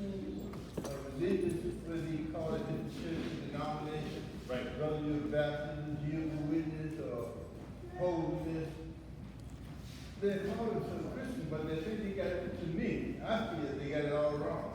Yes, sir. Because you are saying you're serving the same God and you actually supposed to be in the same path. But at the same time, the Baptists may be better than the holiness, and they also may feel like they may be better than Jehovah's Witnesses. Now, you're supposed to come together and be as one. That's right. And Jesus says, be ye holy for I am holy. So I don't care what denomination you is, you're supposed to have some holiness in you. So the problem is, Christianity has gotten so God in so many churches, everybody's saying that we want to serve God, but we want to do it our way. It's true. You know, and our way means everybody do what they got to do. And that's why people fail, because some of them don't know which way to go. But they don't know which way to go because they have teachers who don't know. Who did Jesus worship? Who did Jesus worship? His father. He worshiped God. Right. His father, right? Right. So Jesus, if he worshiped the Creator, Jesus can't be the Creator. Isn't that correct? It was the Catholic Church, the papacy, that came up with and designed what is called the Trinity. They designed the Trinitarian doctrines. The Trinity, the word Trinity, you can't find in the Bible. The concept of the Trinity, you can't find in the Bible. Jesus said, Father, read John 17. He's in the Garden of Gethsemane. They're about to come get him to arrest him. He said, Father, I pray for them whom you have given me. Listen carefully. He said, I don't pray for the world. If he didn't pray for the world, he didn't come to save the world. He said, I don't pray for the world. He said, I only pray for those whom you have given me. Now, who was given to Jesus? He said, I only come to the lost sheep of the house of Israel. Did he not say that? I only come to the lost sheep of the house of Israel. We, along the way, made Jesus Savior of the world, which he not. He was the Savior of Israel. So look at your scriptures. Why did God send the prophet Muhammad to his people? He said, I bring you this book. Somebody correct me. Where my Muslim brothers and sisters? He said, I bring you this book in the Arabic tongue that you may understand it. Why? Because you don't speak the Hebrew tongue. God sent him a prophet. Now I'm going to send you a prophet. Now go in your book and look up King Cyrus, who was the king of Assyria. God said, King Cyrus, my anointed. Anointed means Mashiach. Mashiach means Messiah. So Cyrus was a Messiah to his people. You see, if you study the scripture, there were saviors going everywhere from Almighty Creator. There's no one Savior. So the Christians got twisted in this doctrine of worshiping Jesus because in their mind they think he's God. When he's not God. And he said that when a man came to him to give him praise and honor, and he said, good master, and Jesus said, don't call me good master. He said, there's only one that is good. He said, that's God. See, good means perfect. And as much as y'all may not want to hear, Jesus wasn't perfect. Jesus was a brother like ourselves. He had his faults, but he was righteous. Righteous don't mean you won't have faults. When he prayed in the Garden of Gethsemane, he said, Father, take this bitter cup from me. He knew his purpose, but then he prayed and said, don't let me die. That was a human fear. That was a fault. When he was on that cross, they said he cried out, what? My God, where are you? You know God never leaves you. That was a fault of fear. The man was human. And we have to understand that. But God sent him only to the house of Israel. There's prophets everywhere. So in our place of worship, I told you every place is called a church. We don't call ourselves a church, but under the government laws, we're listed as that. But we are the spiritually united African nation house of worship. We come from the Bible, the Quran, the Torah, the Metanetah, the Purim, Peru, and a lot of traditional African spiritual teachings. We bring it all together because it all belongs to us. These books only came over time to different people of different cultures by the same creator. That's right. The only stuff we don't teach is that Roman Greek mythology and foolishness. We don't teach that. As a matter of fact, when I go through the Bible, I teach people where the Greeks and the Romans have inserted their doctrines in. When I go in the so-called Old Testament, I teach where the Jews inserted their teachings in, especially from the teachings of what they call the Talmud. See, these people have messed up our books. They plagiarized them, they rewrote them, and every time you turn around, what are they doing? Revising. Why do you keep revising? You keep changing. So we have to go to our black spiritual teachings and understand what the books are really saying to us. That's what we do. All right? Thank y'all very much.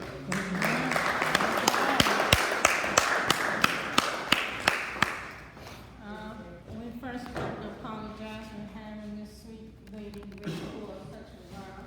But we're going to have her come up and share her book about her daughter. I am very touched just when I started setting up, I came over here immediately. This is a story that needs to be heard, so let's give her our greatest attention.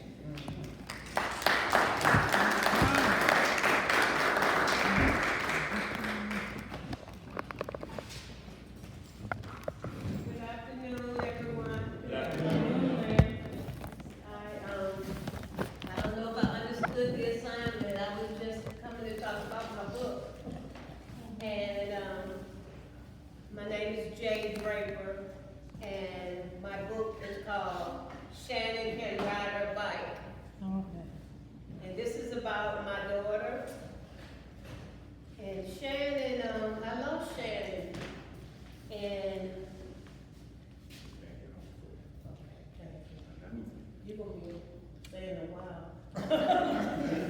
But you don't know. So, I lost Shannon in 2005. She was 8 years old. I lost her to medulloblastoma, which is a brain tumor on the brain stem. And this book gives repurposing to my pain. And I have 3 beautiful daughters. Shalita, she's here. Shelby and Shannon. And Shannon was my baby. She was her name is the little wise one. And now she's my angel. And as I said, I lost her when she was 8 years old. And as a result of the chemo and operations and illnesses, she would require a walker and a wheelchair. But this did not break her spirit. And this book is the first book of a series. Shannon Can Ride Her Bike. Shannon, even though she had brain tumors, she maintained a straight A GPE. She was very proud of the fact that she was intelligent and she was gorgeous. She did so many wonderful things in school. She was a twice recipient of the Terrific Kid Award. And her life continuously demonstrates that Shannon can. And the reason why I wrote this book is because and my granddaughter, Brianna, she illustrated this book. I said it's very important that a wheelchair will be on the front because I want children to be able to identify and that even though you have a challenge, there's still a way to do the things you want to do. Shannon has inspired me, and now she's continuously inspiring adults and children alike. And some of the books that will be in the series is Shannon Can Ride Her Bobby Car, because she was out there riding her Bobby car while her sisters and I were riding their bikes. She danced solo in church. She swam. She sang solo in the church. And there were just so many other things that she did.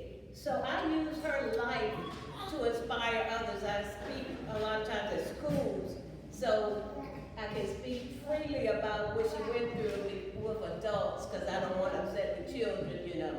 But we went through a lot of things. We went through a lot of struggles with her being in the hospital, with her being sick. During that time, me and my husband, we divorced. So everything was really a struggle. I wanted to maintain a type of lifestyle for my children that it wouldn't just throw them off balance. So we were able to maintain a wonderful lifestyle, and because of my struggles, it had given me a reason to help others. A lot of medical equipment we had to struggle to try to get. What I had started is the Shannon House Resource Center. And we want to support families that are going through struggles. Right now, I have been awarding veterans with gifting them. I'm also a real estate agent, so I give my veterans. I was able to give Angie's mother as a widow of a veteran with this award when we closed on her house. And I have gifted many with funds to just say thank you. One gentleman, I was able to gift him. He was a Navy veteran, but he was also going through leukemia.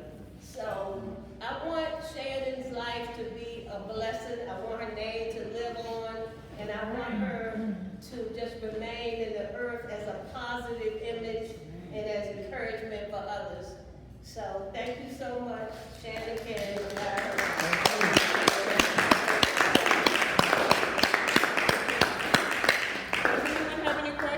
Does anyone have any questions for Jay?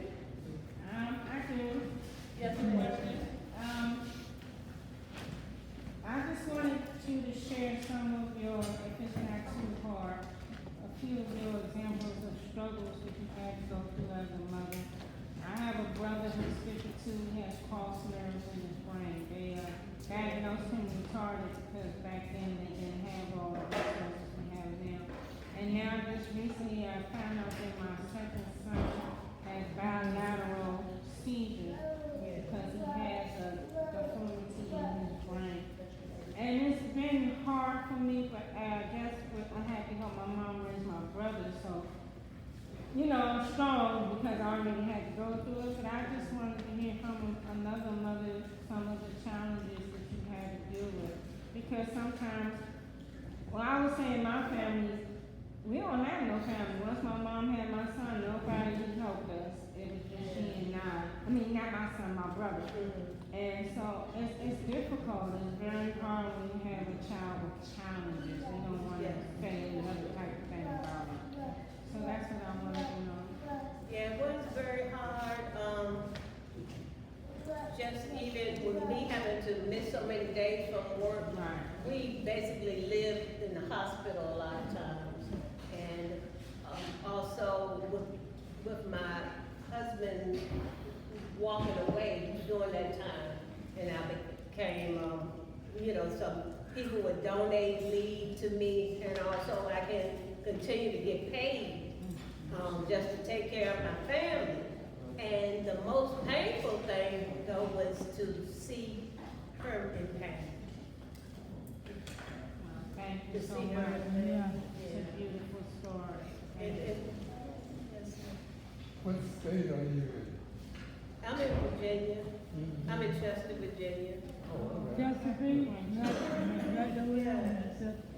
So we what we want to do with this resource center is to make, not only to come up with the funds ourselves, but to make people aware of what resources are out there, because a lot of things I didn't find out about until Shannon was getting ready to pass. You know, I didn't find out that she was able to have somebody come in and take care of her, because they were basing it on my income. I was working for the federal government, but then they began to base it on her income. And they were able to pay a caregiver to come in, and even they will pay a relative to help you. You know, there are just resources out there that we don't know about. That's right. And that's what I want to do, expose or bring that to knowledge. That there are things, even somebody bought the wheelchair for us. Somebody was about to put up a ramp. Just so many things, we, just for a lack of knowledge, don't get to take advantage of. That's right. So that's what I wanted to bring all that information out to make it easier for the next person. And thank y'all so much for having me. Thank you.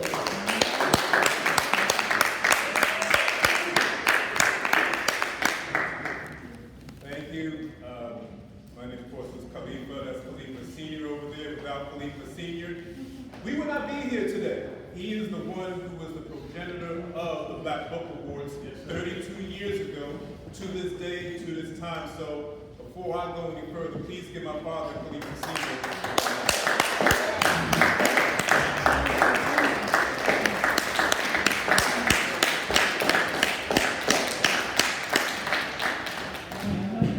Now, the reason why my father instituted the Black Book Awards and instituted United Brothers Communication Systems in Harlem, New York City, almost 50 years ago, actually a little over 50 years ago, is because he saw that Black people were woefully underpublished. We were not telling our story. Like our dear sister said, my people are destroyed or perish for the lack of knowledge. But there's also another scripture right after that. As ye have rejected knowledge, so will I reject thee. Yes, sir. So if we don't tell our story, if we don't tell the truth, if we don't speak truth to power, guess what? We are going to perish. We're not going to make it. I'm a student of the Honorable Elijah Muhammad, as taught by his top student, the Honorable Minister Louis Farrakhan. Let me tell you straight up, I don't care if you're a Jew, Christian, Muslim, or none of the above. When we came over here in the holes of slave ships, there's a slave catcher saying, okay, y'all Christians, y'all getting this vote, y'all Muslims, they said N-words, get the but we have a job for you to do. So what do we look like today being so divided? Come on, right. Whether we know it or not, we are at war. Yes, sir. And we have to choose a side, we have to realize that and understand that. So we don't have time to be religious gangbanging, oh, I'm Christian, or you're Muslim. Oh, I'm from Jersey. Oh, I'm from the west side, you're from the east side. Oh, I'm from Chicago, or you're from Richmond. You don't have time for all that religion whatsoever. None. We have to agree on truth. And even if we do not agree on truth, let's at least not be disagreeable. Let's not make the attacks personal. Before I actually get into grace, my teacher's teacher, the Honorable Elijah Muhammad, one day heard Malcolm X speaking about Dr. King really, really bad. And the Honorable Elijah Muhammad took him to task and said, you know what? You can talk all you want to about the principles of Dr. King. Don't you ever again make a personal attack on Dr. King and any other Black person. So when you hear my brother talk, he's talking passionately. When you hear me talk, you can hear me talk passionately about the truth, because that's how it comes in. Our greatest weapon, our greatest friend that we have is the truth.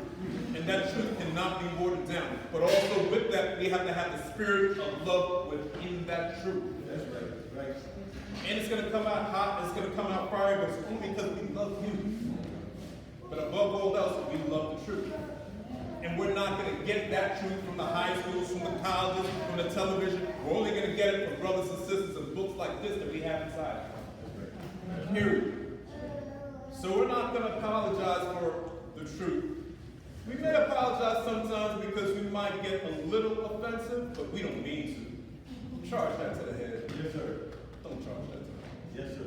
So with that, you don't necessarily have to get up because we're eating, but we're just going to say grace over the food, and then we're going to continue on with our program because we realize that we are running a little bit behind thank you for coming out and attending this small group effort. But I'm telling you right now, Jesus didn't have a whole lot of companions around him. All the prophets didn't have a whole lot behind him, with him. They had a small but a mighty number. Now, what I'm looking at inside this room is a small but mighty number of black people united in love, putting aside our differences, and feel the spirit of love of God and our people. Yes, sir. Period. So with that, let's go ahead and pray over our food. Again, you can sit right there. In the name of Allah, God, the beneficent, the most merciful, all praises are due to Allah, God, the Lord of all the worlds. Oh, Allah, God, we thank you for this meal. We thank you for the preparers of this meal. We pray that Allah bless this food for the nourishment of our bodies, for the enlightenment of our minds, and for the enrichment of our souls. Amen. Please enjoy. And also, let's please give the chefs, because please give my wife, Sister Angela.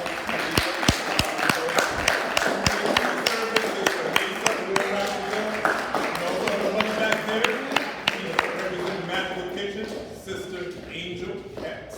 Right, you can't see her right now. Okay, thank you. Please enjoy the festivities.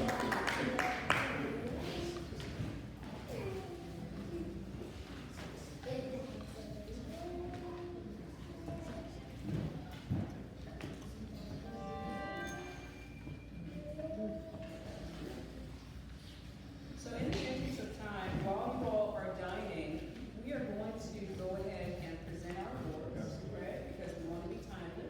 And we'd like to give thanks to all of you for coming out. I'm super excited to see my friend Jay Draper, who I have known for, I don't know, about 30 years. We grew up in the same church many years ago. And we just reconnected probably 2 months ago because she's the realtor that sold my mom's house. And I'm so thankful to her for doing that because that was a huge load on my mom's spirit as an 86-year-old woman. And as she stated to y'all, she presented my mom with a check on behalf of my stepfather, who's a veteran, and we're so thankful to you for that. And I had the opportunity to see your book, and I was so touched and moved by it. And you being an author and writer and just a sister, I was hearing about your story. So I knew that I wanted our group of people in the world to also hear that story.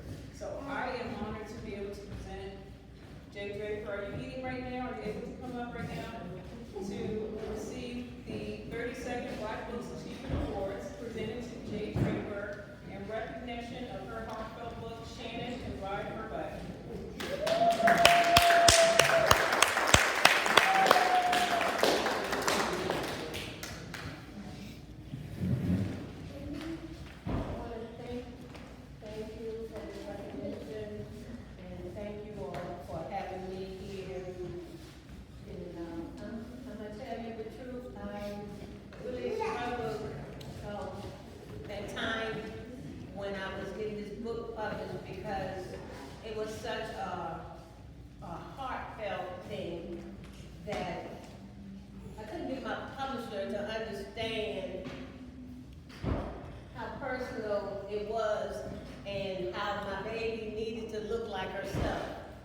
My baby took a lot of pride in her looks, you know.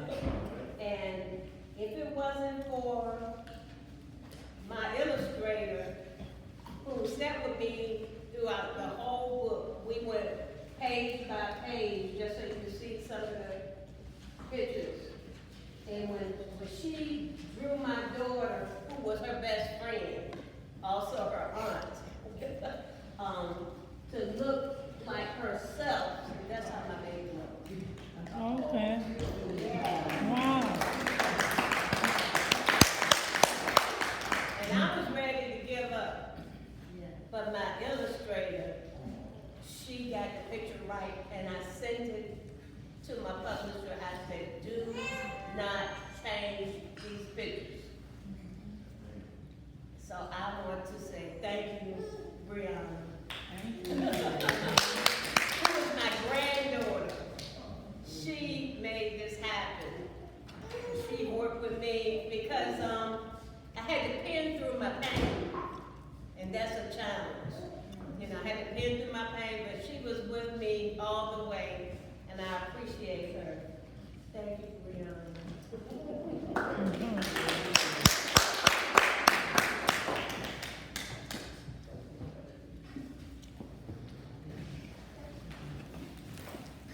Okay.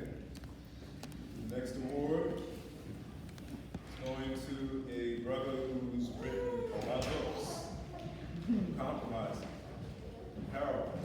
And he actually directly inspired me to write my book. And he told me, David, write your book. Okay, Dad. I don't know exactly what it's going to be. Then finally he gave me the idea for the book. I said, I can do that, Dad. So, this book is probably for arguably his best-selling book. It may actually be real Afro-American history. But for the purposes of today and this evening, in recognition of your lifetime works, the acquisition and proper use of power, my father, Khalifa Sr. Right.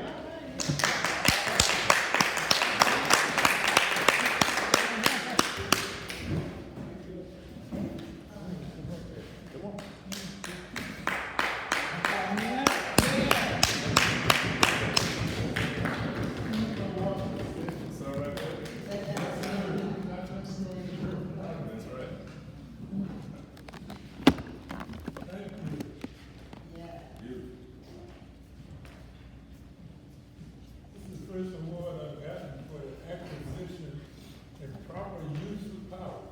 You know, we have enough power, but we don't always use it properly, right?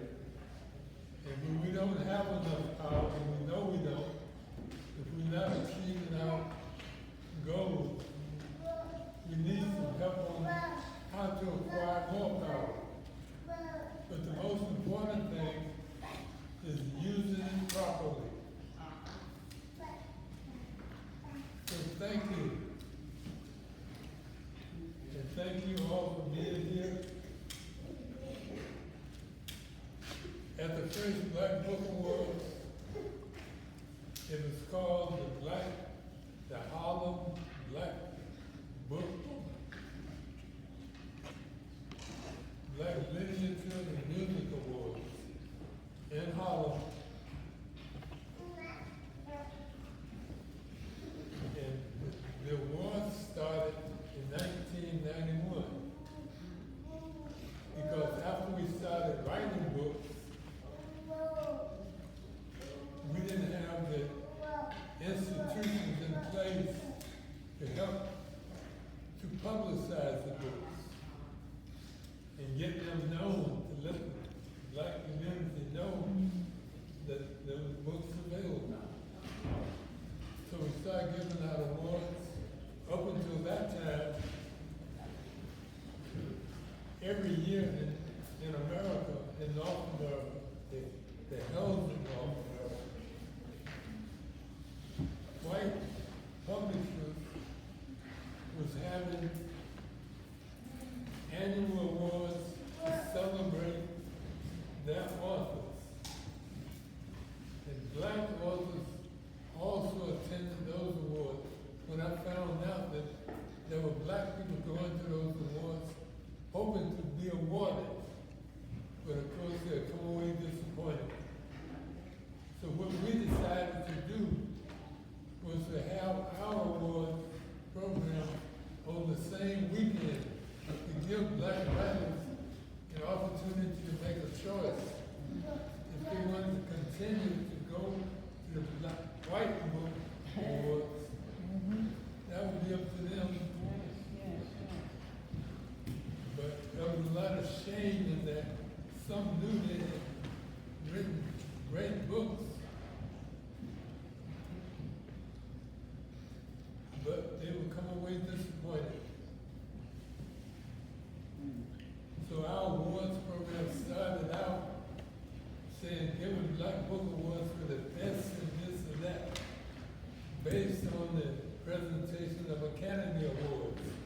And somewhere along the way, we kind of changed that and just decided to give Black Achievement Awards for people who managed to get a book into print. you were black. And you know that if you received an award, that you had did something significant because the people in attendance would patronize your books and have you to sign them. And they knew, the ones who came knew that these were my favorite people on the planet. I love all black people. I don't like their behavior, but Yes, sir. and I was listening intently to the book by my brother here. They gave me a copy of your book and a copy of my daughter's book, your wife, adopted. I didn't get through all of it, but I read your introduction, and I read some of yours. And it's all true to your scholarship. I mean, you could always write, you could always draw. Yeah, you got to use cards. But I dare say that this book is awesome. It's clear. Fine writing. Great writing. Everything is perfection. I know when I told you, when I first met you, that we didn't have edit books, and would you like me to get one of our illustrators to help me illustrate? And you told me, no, I don't need it. I don't know if you know myself. So thank you for saving me a lot of Thank you. You've been a great companion. And this lady, you talked about your grandchild. Your granddaughter. Yes. I was at the graduation, the 8th grade graduation of my grandson this week. My son drove me down there. And you talk about an awesome experience. He is growing, and he reminded me so much of my son and myself. All of my life, those so-called scholars, they underestimated your brother.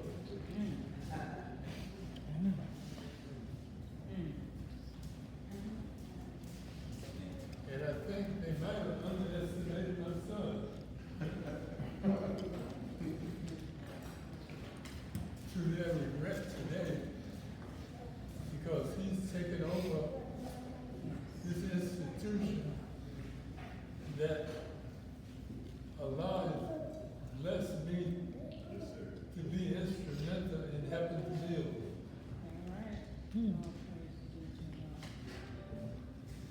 And I am so thankful for you helping me too.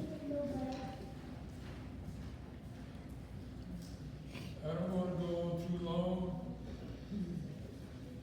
because Brother Lumumba, my black nationalist mentor, who was a soldier, Bucky Johnson, he told me that the worst death is to be talked to death. That's what he told me.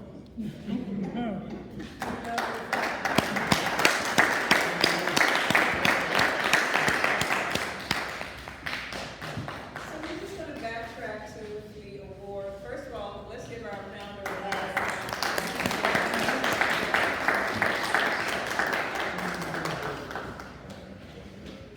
32 years. So we're going to backtrack on when Sister Jay was up here just a moment ago, and she was talking about how amazing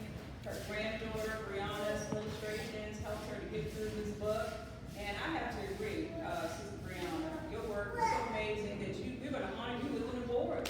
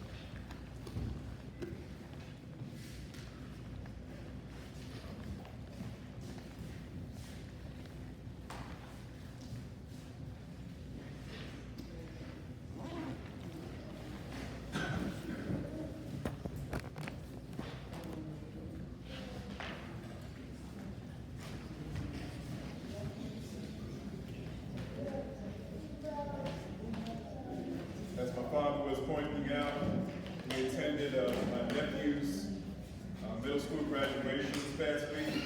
So keeping with that same theme, we have some awards for youth that are in the house, okay?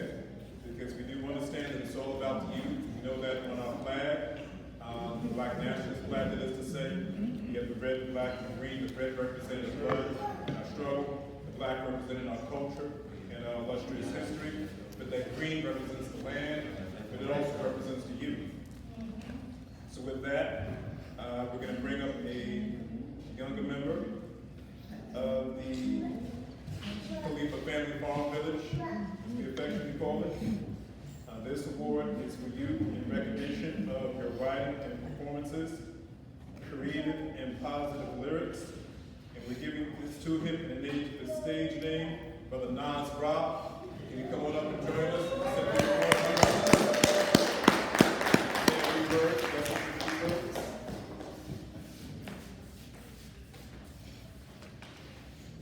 I just want to thank everybody for the support and participating in just these events and these gatherings. I've been a part of the Khalifa Farm Village for probably 4 or 5 years now.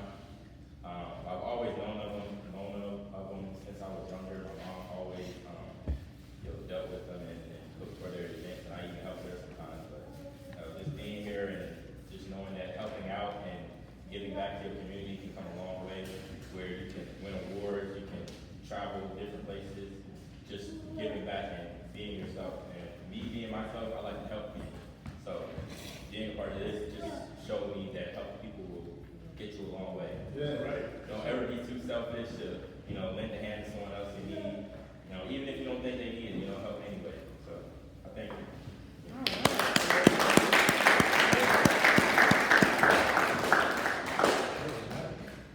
Okay, we'll keep this going. You're gonna have to pardon us because this is kind of a large family. All right. So our next youth in recognition of your writing and lyrical creativity goes to YSN Fly.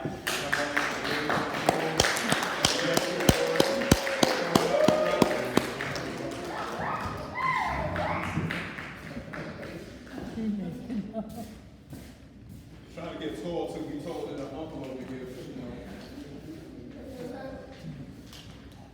Yeah, also, thank you guys for coming out.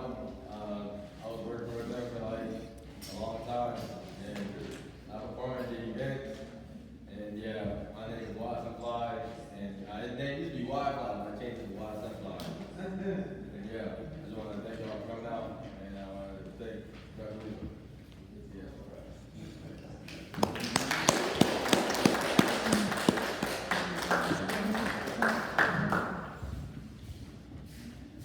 Okay, now look, some people think that youth, the only thing they do, they just want to be a rapper or shoot a basketball or throw a ball, but we have rappers over here, young rappers with positive rap music, but we also have young scientists in this house over here today too, all right? So next, youth in recognition of your creativity in science and technology. I was just looking at a post yesterday on Facebook. There's a 19-year-old in Africa that has invented a travels across all frequencies does not need to use a carrier. What? That means free cell phone service. He's in Africa. Yes, I'm hoping that, he's protecting his life too. Yeah, he That does. said, we He have a does. scientist in the He does. making, a boy scientist in the making, growing into a young man. I'd like to bring up before us, for again, youth and recognition of the creativity in science and technology, SAS Tech, writing and tech creator, Samir Murray. Where you at?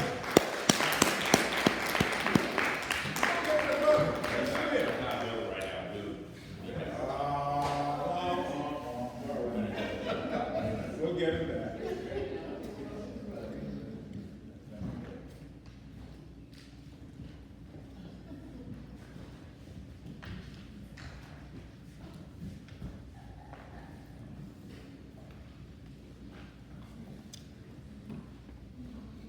Just in case you didn't know, I can't do anything that we're doing today without the help of my wife.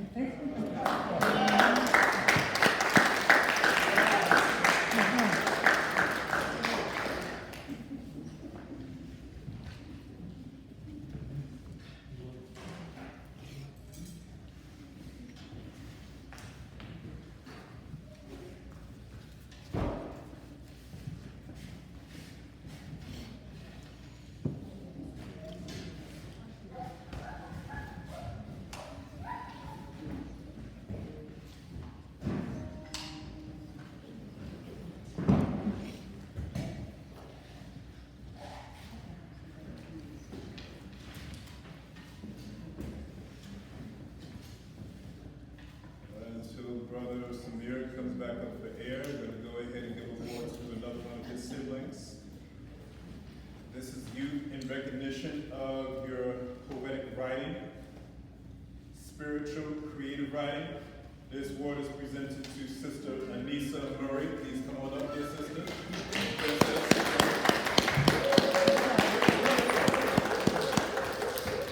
Like to say a few words.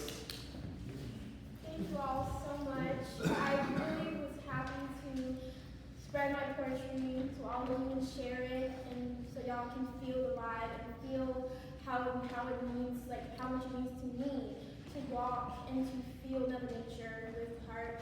And I've been a part of the Nat Turner Library, and represents Angela. I've known them, and we've been a part of the Nat Turner's land, and we've been part of the events for like 5 years. Yeah, it's been a long time. So thank you all, and thank you so much for this reward, and thank you for this award too. And I'm excited. Thank you.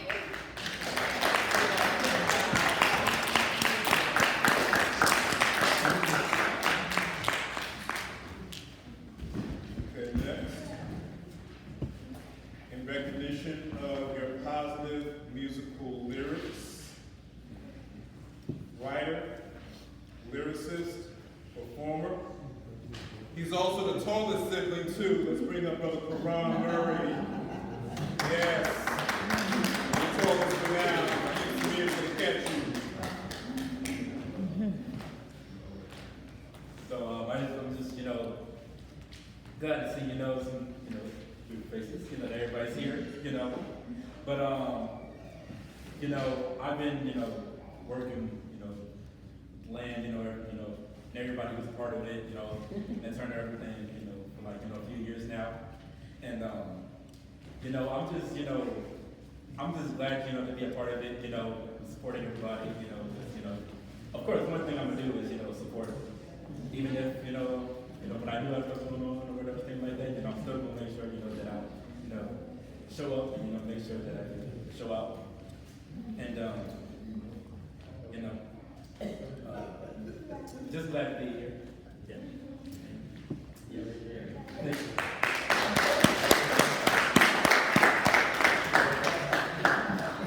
Let me just say this, brothers and sisters, don't let the smooth taste fool you. This young brother right here got bars. All right, trust me. All right. Next, it looks like one of my nephews, one of my spiritual nephews, just came back up for air. Again, recognition of your creativity in science and technology. Science Tech. Come on down, brother.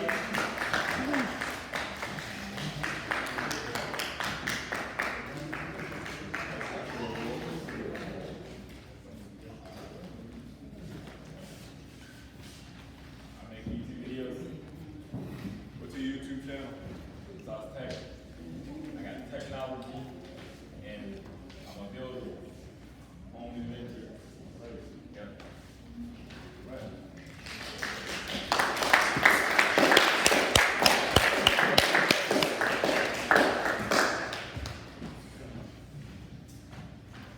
Okay, we're going to keep going with the youth movement, sort of, because even though I turned 56 and less than a month, my brother was far behind me, but not too far behind me. I was just down in Lynchburg, this is where his brother is from. He's an artist, he's a dancer, but above all that, he's a hero. In recognition of the work from kings to gangsters, Dr. B. Cole. On the right.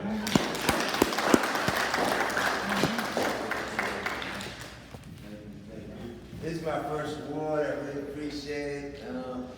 Never really got an award for something, you know.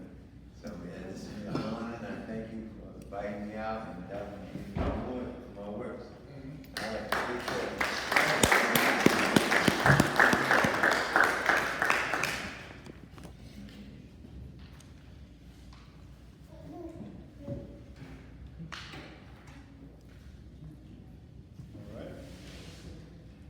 Next award goes to in recognition of your work.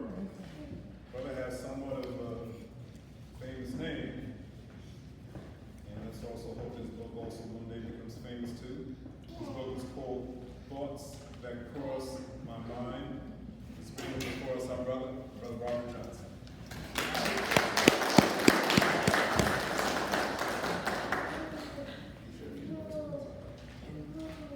Today, and I know y'all know that some people are woke. And some people that are not woke are now got the hour. And some people that don't have the hour, they drowsy because the people that was woke made a lot of noise. We're allowed to sleep 10 years ago, but now we're drowsy.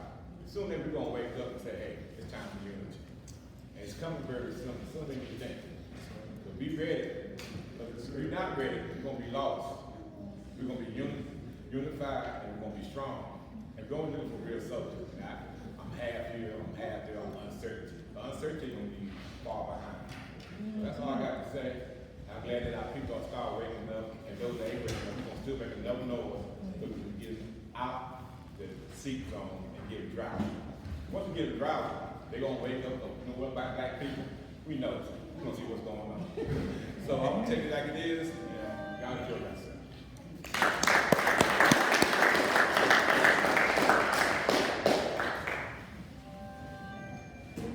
Now, Sister earlier was talking about how she advocates for the veterans. Well, we have a sister here who came through to one of our events a few years ago, and I'm actually a caretaker for my father, who was a veteran himself.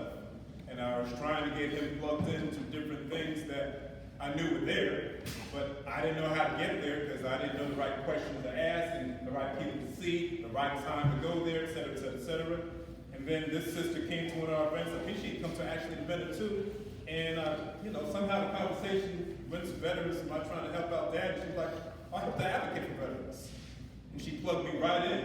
That's the sister.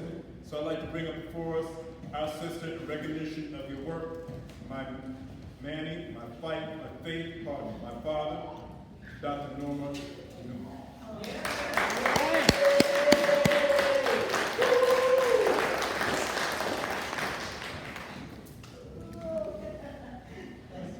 Appreciate it. Thank you all. Thank you. This is wonderful. First of all, Aquaba, that means welcome from Ghana. And I have to follow all these beautiful folks here. This is family. You all are family. That's what I mean. You know, we may be a few, as they say.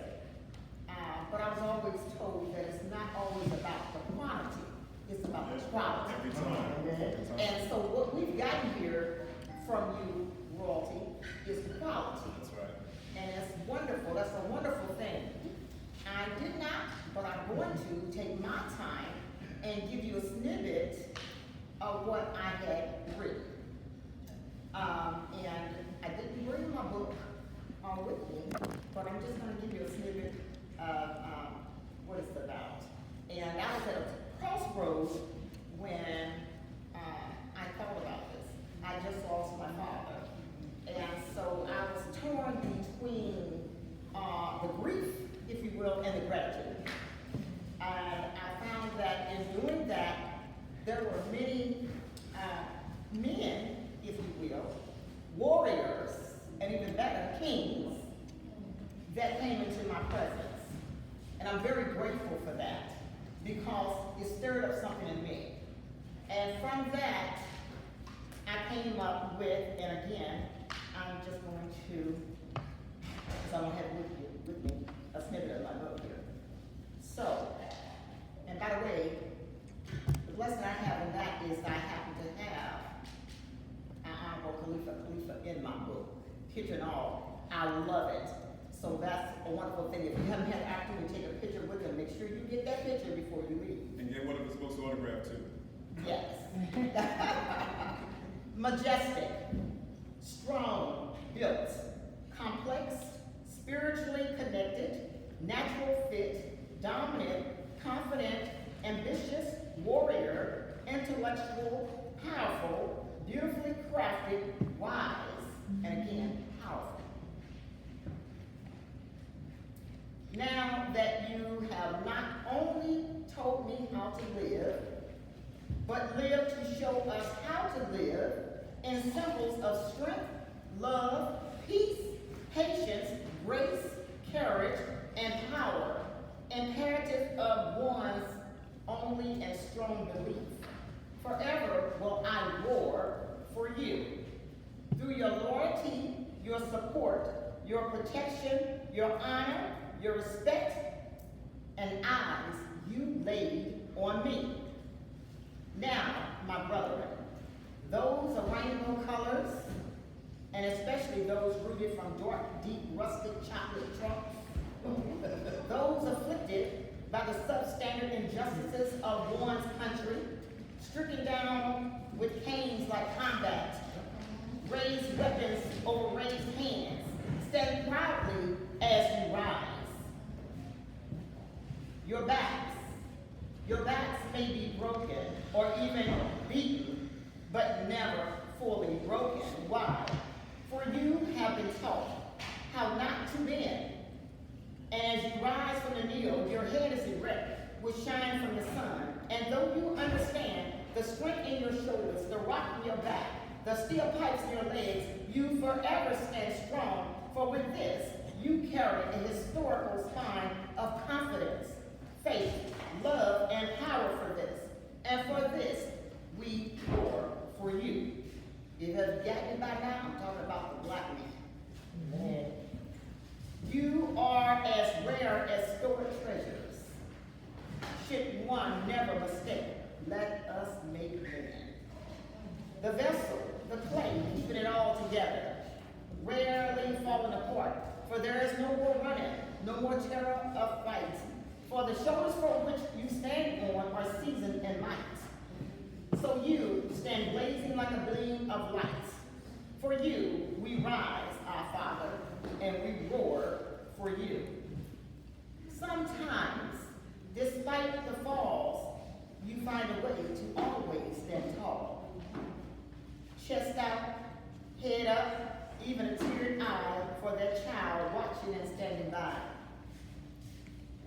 Beautifully crafted with jewels from heaven, you're watchful of those who try to rob you of your courage, your manhood, creative mind, religion, and integrity by assassinating your character.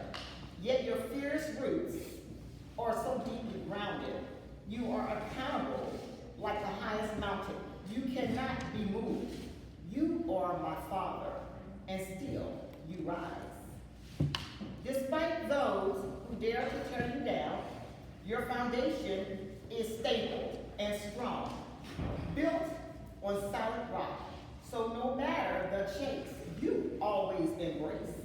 us with love, devotion, and unique design given only by you, my Father.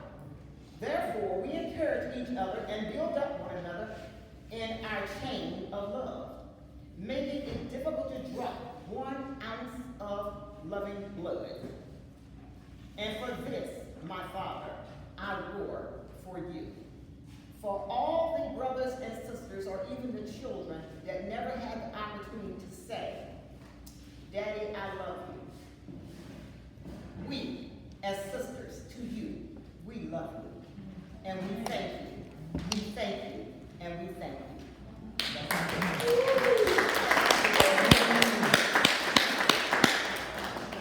I thank you all. Appreciate it. Thank you so much.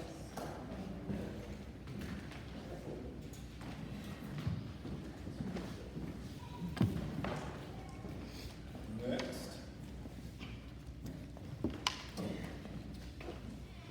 One thing we gotta realize, brothers and sisters, that we are at war. Anytime when the person or the people or the nation commits an act of war against another people, they claim they destroy the men, and what's left over is, this is not meant as a slang or disrespectful term, this is just what's in the dictionary. What's left is the prize or the booty. That's right. The woman is always the prize. That's right. Let's make this clear. There is no nation without the woman. That's right. The woman is the first leader, teacher, and guide. All of us come through a woman. Yes, sir. From God, but through the woman. So if the women are respected and protected and intelligent, then people have a great future. But if the woman is neglected, dissed, hurt, spurned upon, destroyed, turned inside out, and corrupted, the nation is in trouble. And that's what we're looking at right now when it comes to life. But not all of us are that.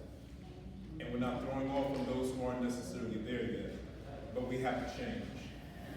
So the first thing, one of the first things that the enemy does again is he corrupts the woman, he destroys the men, but he also changes the language. So as our brother was talking about, I don't like to use that N-word at all when I'm talking about my brothers. I don't call us dogs. I don't call our sisters or any woman the B word. Yes, sir. But they change up our language. They call us minorities. When they saw that black, brown, red, and even yellow, we were all collectively called ourselves black. Yes, sir. And they said, no, we gotta bust all that up. You're minorities. We're minorities. Come on. Yes, sir.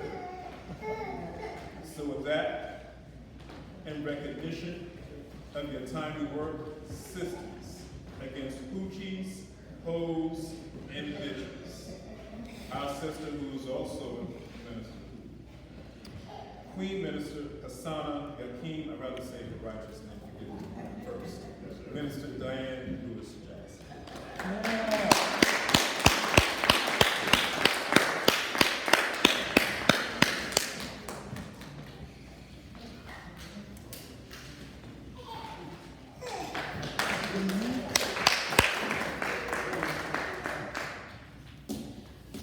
Greetings again, family.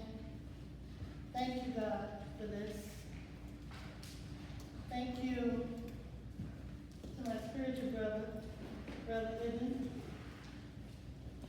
My soul sister Angela, thank you, girl. I know we had a lot of back and forth, emails, texts, but your patience.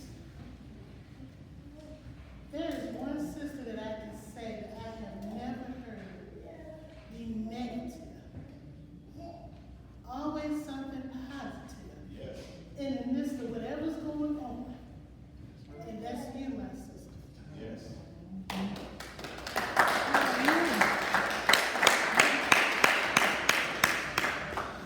Can I spiritual father, Baba Khalifa, who knew 26 years ago I'd be receiving an award for a book?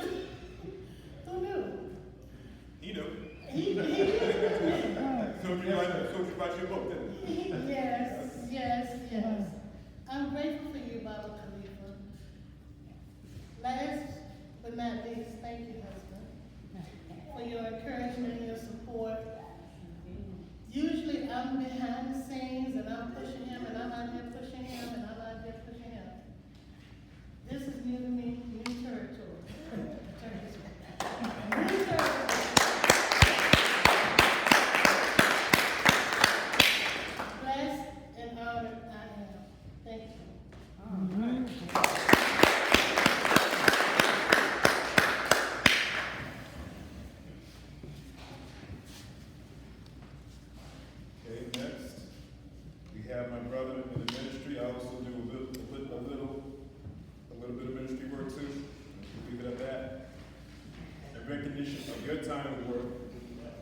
Brothers Against Feminization of Shaka Zulu, Pastor Amel Yah Hakeem, Dr. Neil Jackson, PhD.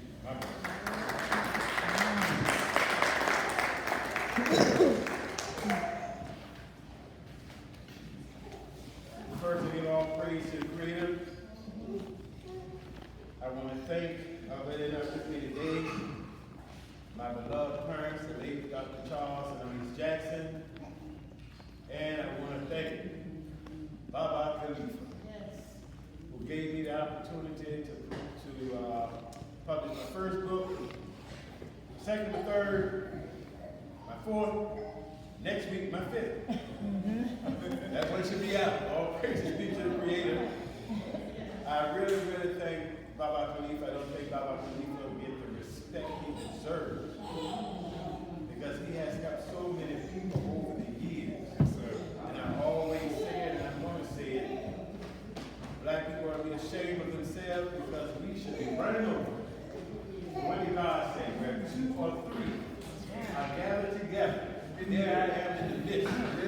And God is still blessing you, because the army is greater than you can imagine. That's right. And I told you before, and I told you before, and I told you before, and I'm going to tell you for the last time. If I win the lottery, if I get $1 million, and I keep saying this to you, you got half of it. Okay, if you ever stop gambling, I'm going to have to take the chance so I can get it. Because the Nat Turner Library, the Nat Turner Ranch is going to rise. And Baba Khalifa is going to be the greatest of all men in the publishing business. Ashe.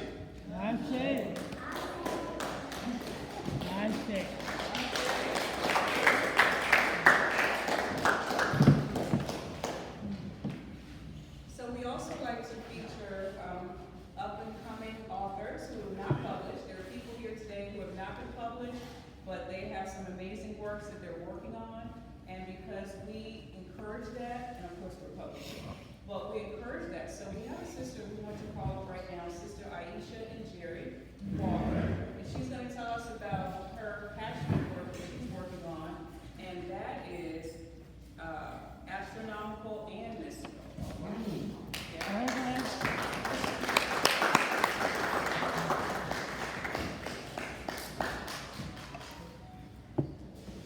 Thank you all so much. I'm very humbled to be in this situation. I first give honor to God, of course, all praises due to Allah. And then I secondly give honor to Baba Khalifa, who is legendary in his own right. Had it not been for him, I don't think that I would be as encouraged to love myself in certain aspects. He's always welcomed me and my family here, just like we belong to him. So now we are one family forever. I'm so thankful for my sister Angela, my brother. It is so very hard to find a sister that you can build a true sisterhood with. And she and I bond from the moment that we met each other, and I love her dearly, just like she was my own. Lots of people think we're sisters. And then my brother, my FOI, brother for life. We both were in the Nation of Islam, and I'm just so grateful for him. I'm grateful for the Black Panthers who are here. Yes. I want to say this. I was born to be a Black Panther, but it didn't come till later on in my life. My mom was carrying me during that era in her womb. And I always had infatuation or admiration for the Panthers. And today we give honor to Dr. Khalid Muhammad, who is my favorite Panther and my favorite FOI minister. Yes, I am trying to write this book. Baba Khalifa, he encourages us every time he sees us to write a book. So I've come up with a book. It will be titled Be Ever Wonderful in the astronomical and mystical sense of things. Some of you may not realize, but a lot of us are mystics, and we don't understand our word because, again, the old faith, the Caucasian, the pale face has taught us that it's wrong to be mystical. They taught us that all these magical things are sinful, but yet they use those things against us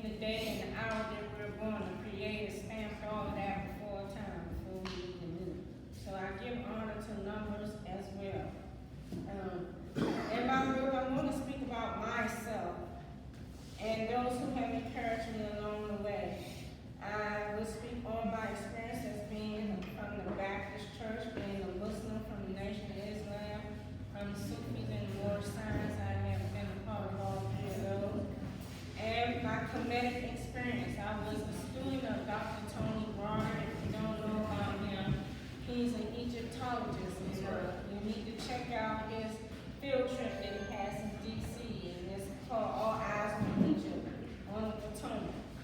I have been privileged to be picked to be one of his field representatives. I had to stop the training because my second father was sick, but he's invited me to come back. So along with that, I also come from Afrocentric background, and I have to give on to Reverend Willie Wilson of Union Temple Baptist Church. Even though it's a Baptist church, he taught us from the Afrocentric perspective. So that all of these things I mentioned has helped to make me who I am today, and I wouldn't trade none of it. Some people say you're crazy because you go from this and that, but no, all knowledge. We were taught in the Nation Islam, if knowledge is true and is right and exactly correct, then we are allowed to study and apply it to our lives. And I have also Shata and Fulani and Manahoa tribes.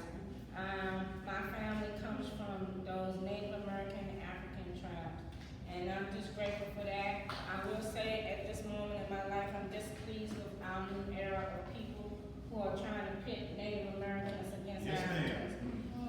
If they come to their senses, they will realize we have to be both.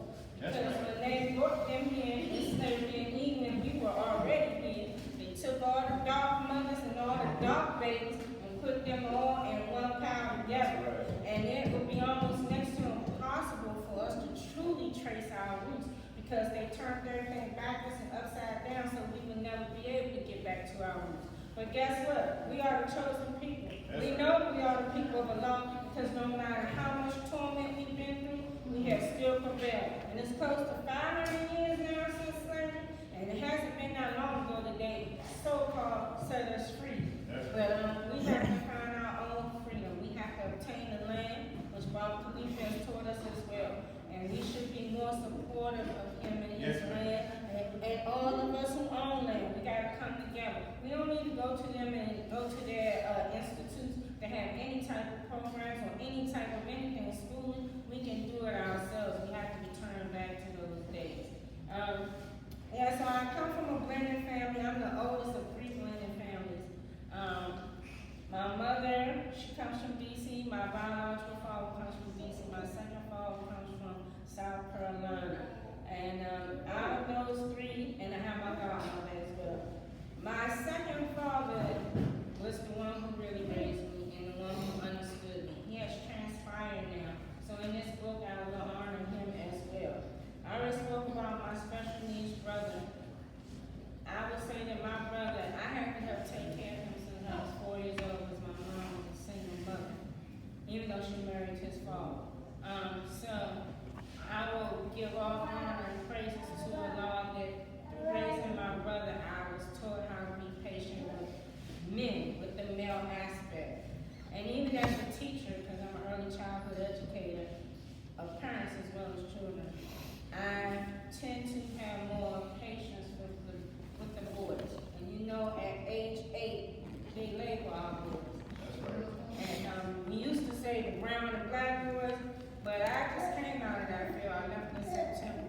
And I want to say, since the Latinos been here, they've been given them more privileges than us. So sad I have to report to you that now no longer the brown boys getting labeled as the black boys alone now.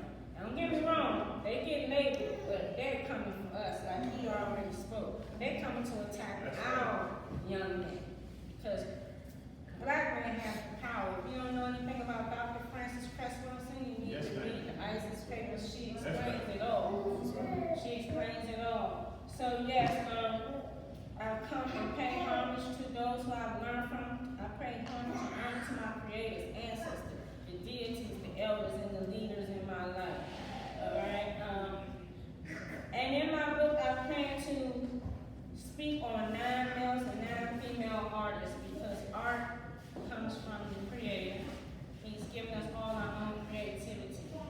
Art is very important, and they're taking that out of the school. So we got to hold on to all this. They just mad, upset with our people because we were the original artists, we were the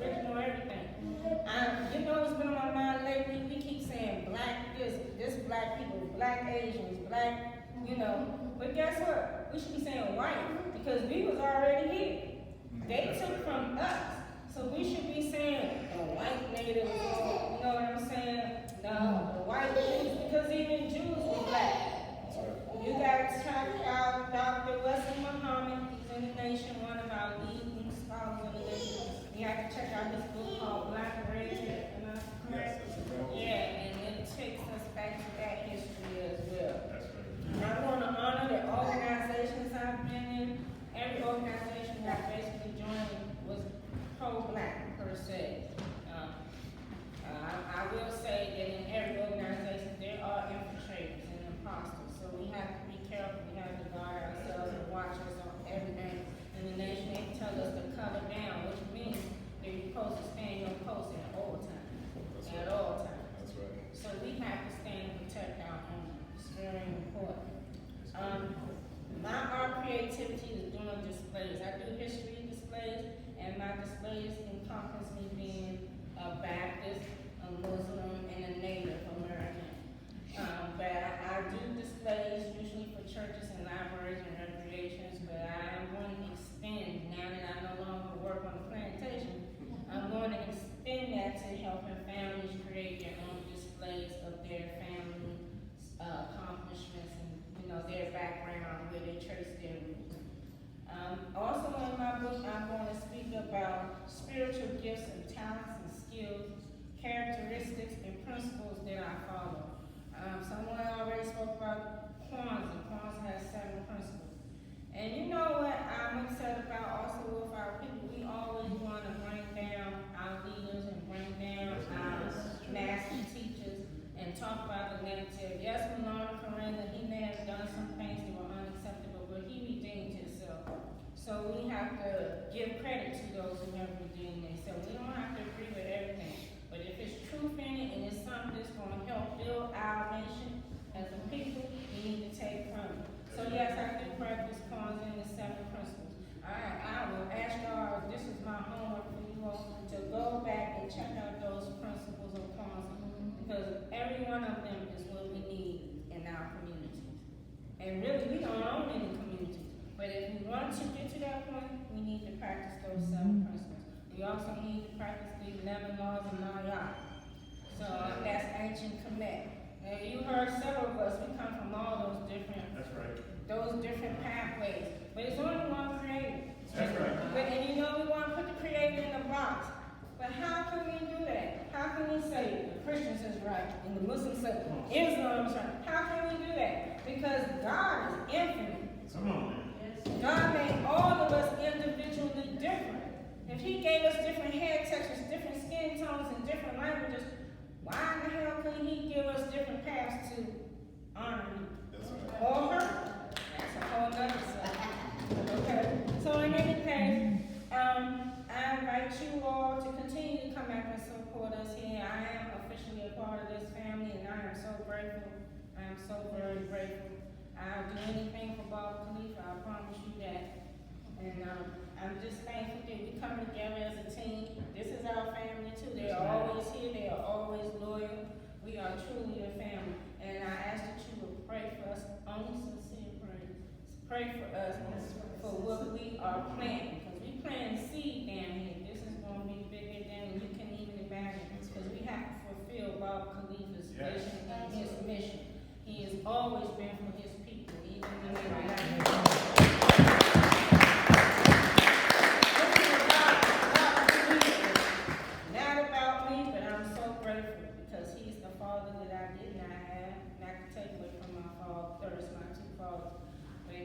Father that I have that understands my fight, my calling in life. And if you sit down and talk to him, I'm sure he could tell you all the same thing. He has such a great insight. The law is all over that man, and we owe him. Yes. So let's bring to the table, let's make donations, let's give our time, let's give back with our talents and our gifts. And I thank you all for listening. And let's just continue to stay strong. Black power.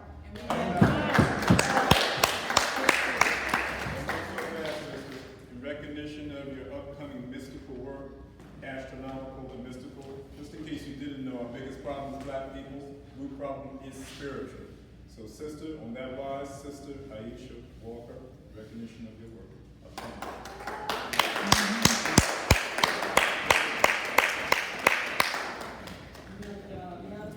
Thank you all very much.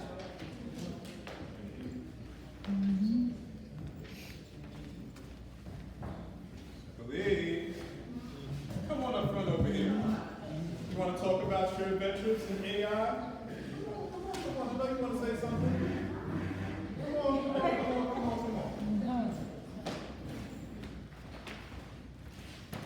Let's give them a hand.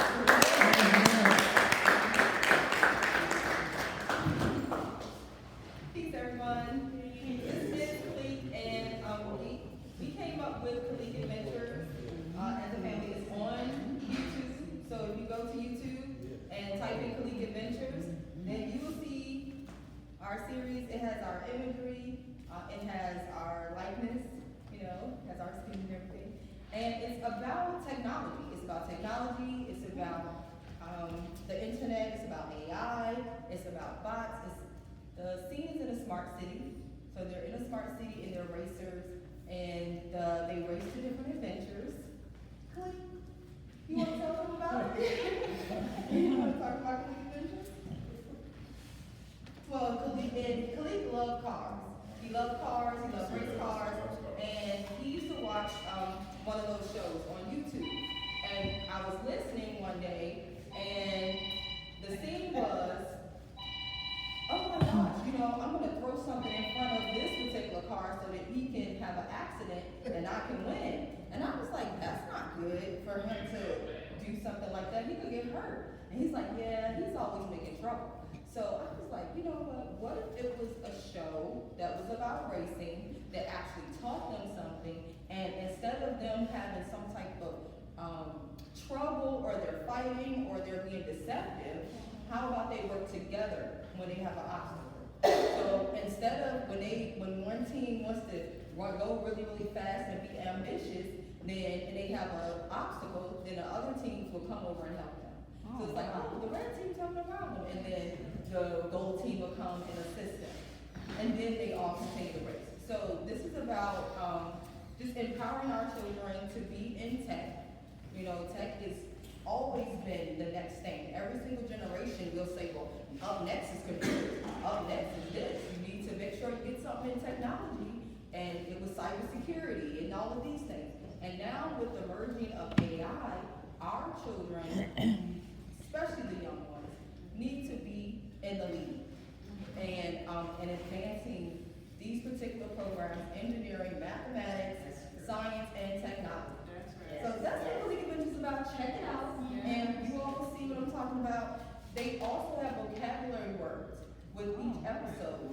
The language in the videos is advanced language, so it's not some, one fish, two fish. It's complex vocabulary, because Kalik has an extensive vocabulary. So I wanted to make sure I extended that in his cartoony adventures. Yes, and how do they sign up? Can they join the YouTube channel, subscribe? Yeah. They can just go to Kalik Adventures on YouTube. How do you spell that? Spell that for them. K-A-L-I-Q, Kalik Adventures, like Kalik. Yeah. And I'll have this over there if you want to look. It's a page I printed out from the book, so you can read it and kind of see how that goes. But it's 12 episodes on YouTube already. So if you go on there, you'll see 12 episodes. So before you go, that's awesome.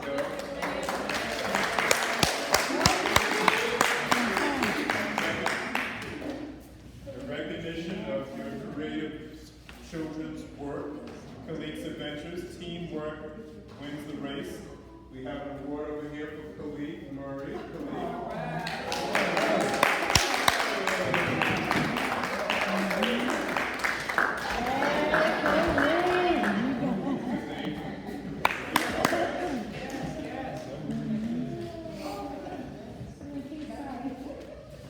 Okay, so I am a up-and-coming author, and I'm Sister Angel Melandana. I have 2 books right now. This one is Magical Kitchen. It is a kitchen guide and cooking manual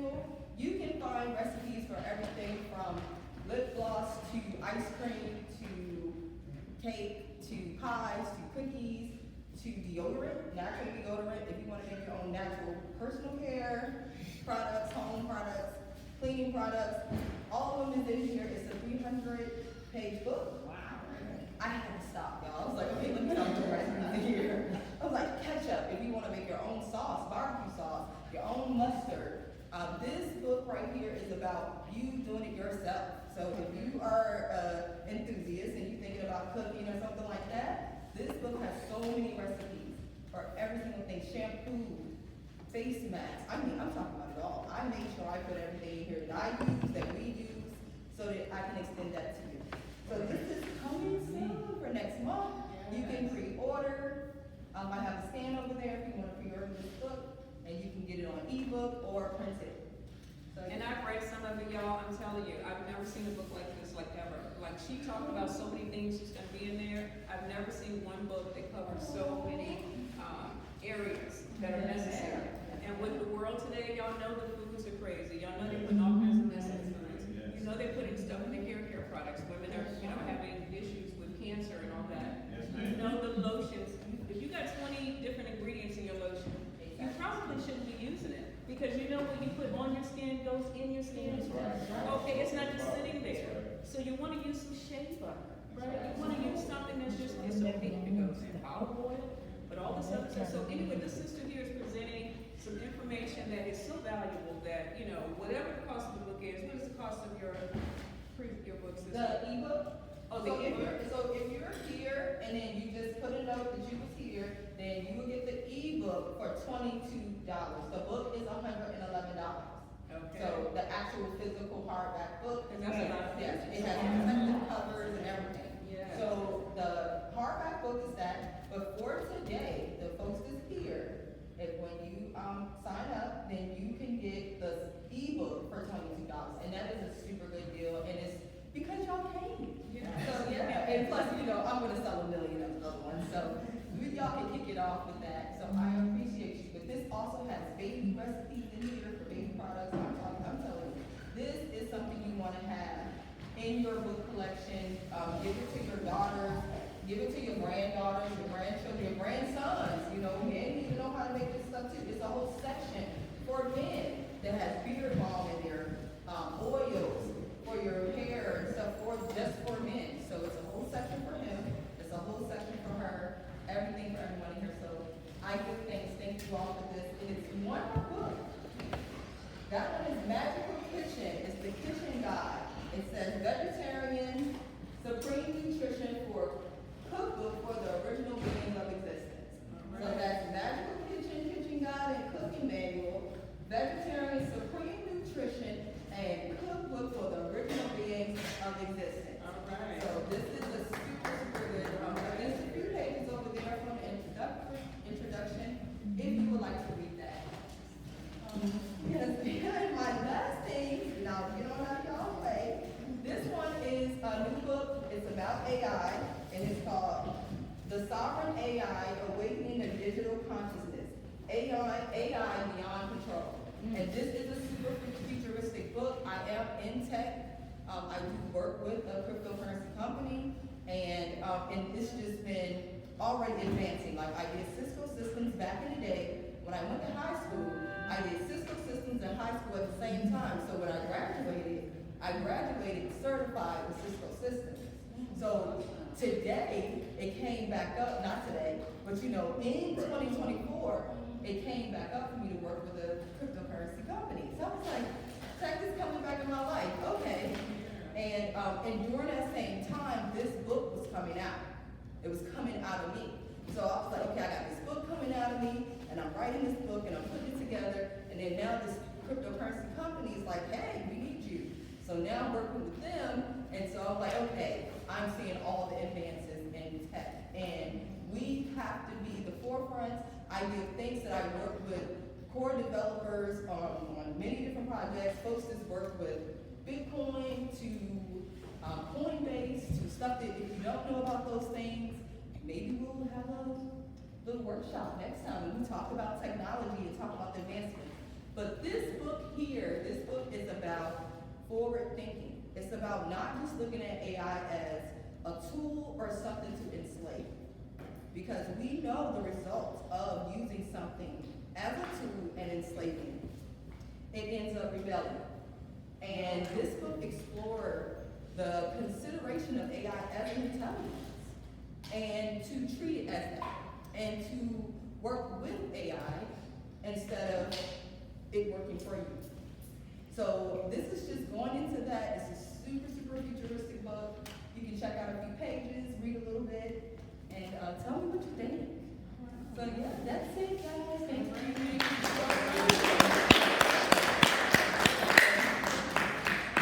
And in recognition of your upcoming and necessary work, Magical Kitchen Guide and Cooking Manual, this is presented to Sister Angel Melanie.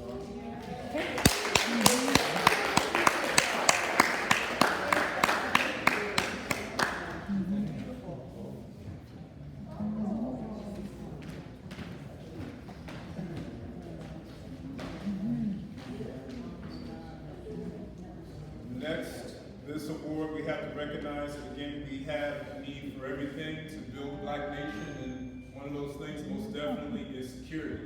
If you have a beautiful, strong Black business, you gotta understand the enemy's gonna look at it making millions and hundreds of millions, maybe even billions, and be like, you know what? I like that. I want that. I'm taking that. And because the enemy and the slave master children being what they are, yes sir, then the Black person who has that beautiful business has to go ahead and capitulate. So my minister, the Honorable Minister Louis Farrakhan, says that even while you're building a business, you better make sure you have some security around to protect your business. That's right. We happen to have security-minded folks in the audience with us, which really is everybody who's in here. Yes, sir. But some people actually cover down for our security whenever we have an event.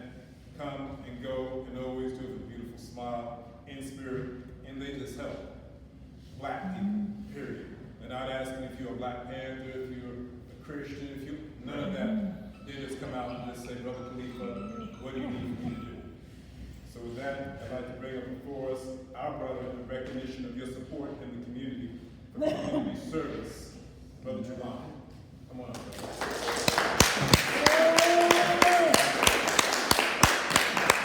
They will take care of our security out there, so we think.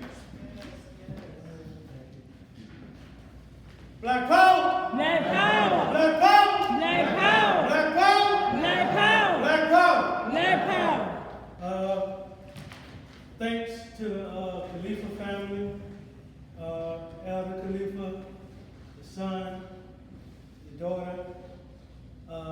Thanks to the whole Khalifa family, the members of the Nat Turner line. Y'all always got us as panel. Sometimes our numbers are a little bit small, but y'all always got us as far as the security detail. We'll be here. Anything y'all have, just let us know. We'll be here. Information about the new Black Panther Party, you can join. We do have weekly meetings. We have 2 papers. One is the new Black Panther Party meeting. Make sure you get one if you're interested in joining. And also, I teach class. My organization is the UMA, United Morris Alliance. This class is going to be first and second Sunday of the month, so I do have one tomorrow. If you're interested, come and learn what's going on. I teach a science called the WABU. It's about what's going on the planet. The poles are shifting. The ozone layer is falling through, and one that people don't know is every 48,000 years, the Earth crust shift and causes the tectonic plates to move. So with that said, the Earth is cleansing itself internally and externally. And those of us who don't get in tune with the forces of nature will be eliminated by the forces of nature. So the Bible is that science that comes to get us in tune with the forces of nature. So please, if you're in Norfolk, come to that class. It's very enlightening. Yes, it is. Black power. Black power. Black power. Thank you.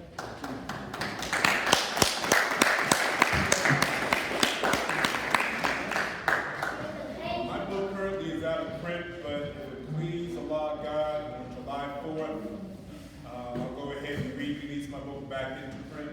That book is called Nation of Islam, Frequently Asked Questions. There's a plethora of books out there about the Nation of Islam. Some written by members of the nation, some are not. But what I wanted to do is actually distill the teachings of the Honorable Elijah Muhammad in a small, easy-to-answer format about the most important questions or the most popular questions that come up in people's minds. So I have 100 questions, 100 answers, and I'm also releasing a revised, expanded version of that same book that will come out later on this year. And the reason why I chose July 4th is very simple. Whether you know it or not, Nat Turner actually wanted to launch his revolt July 4th, 1831, but he got sick. Some say, I say some say because the man who actually compiled that interview with Nat Turner when he was on the gallows said that Nat worried himself sick about the plan, which may or may not have been true. The bottom line was he had it in mind to choose that date, July 4th, because whenever you're going into battle, you always want to have what? An element of surprise. So, on that same day, July 4th, 1930, a white-looking black man came knocking on doors in Black Bottom, Detroit. And a year after he started knocking on those doors and made 25,000 converts to Islam, he found an Elijah Poole, who he later named Elijah Kareem, who he later named Elijah Muhammad. So I'm choosing that date, July 4th, to go ahead and bring my book back in a print. Just like the American people have a flag, the Nation of Islam, black people also have a flag, not just the red, black, and the green, not just the Black Panther flag, but also the sun, moon, and star of the Nation of Islam, which is literally the universe itself. Everywhere you go up, you'll see that flag. What do you mean by that? If you look up in the universe at night, you'll see the stars. If you look up in the universe at night, you'll see the moon. And can't nobody take that down. That American flag, that's coming down. But the flag that is the Nation of Islam, which belongs to black people, which belongs to all righteous people who believe in God, nobody's taking that down. So, and on that wise, we say thank you. And our last award, certainly not least, goes to Brother Khalifa here in recognition of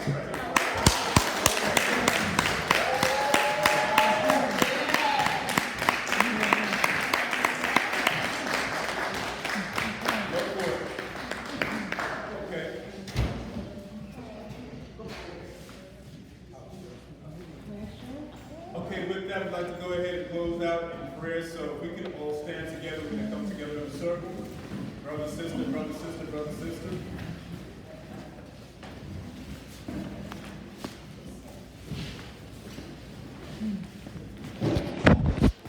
Don't break up that circle either. Let that circle be in the room.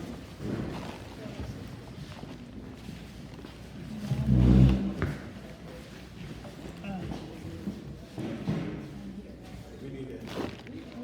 Swing this way. Almost there. Oh. Yeah, almost there.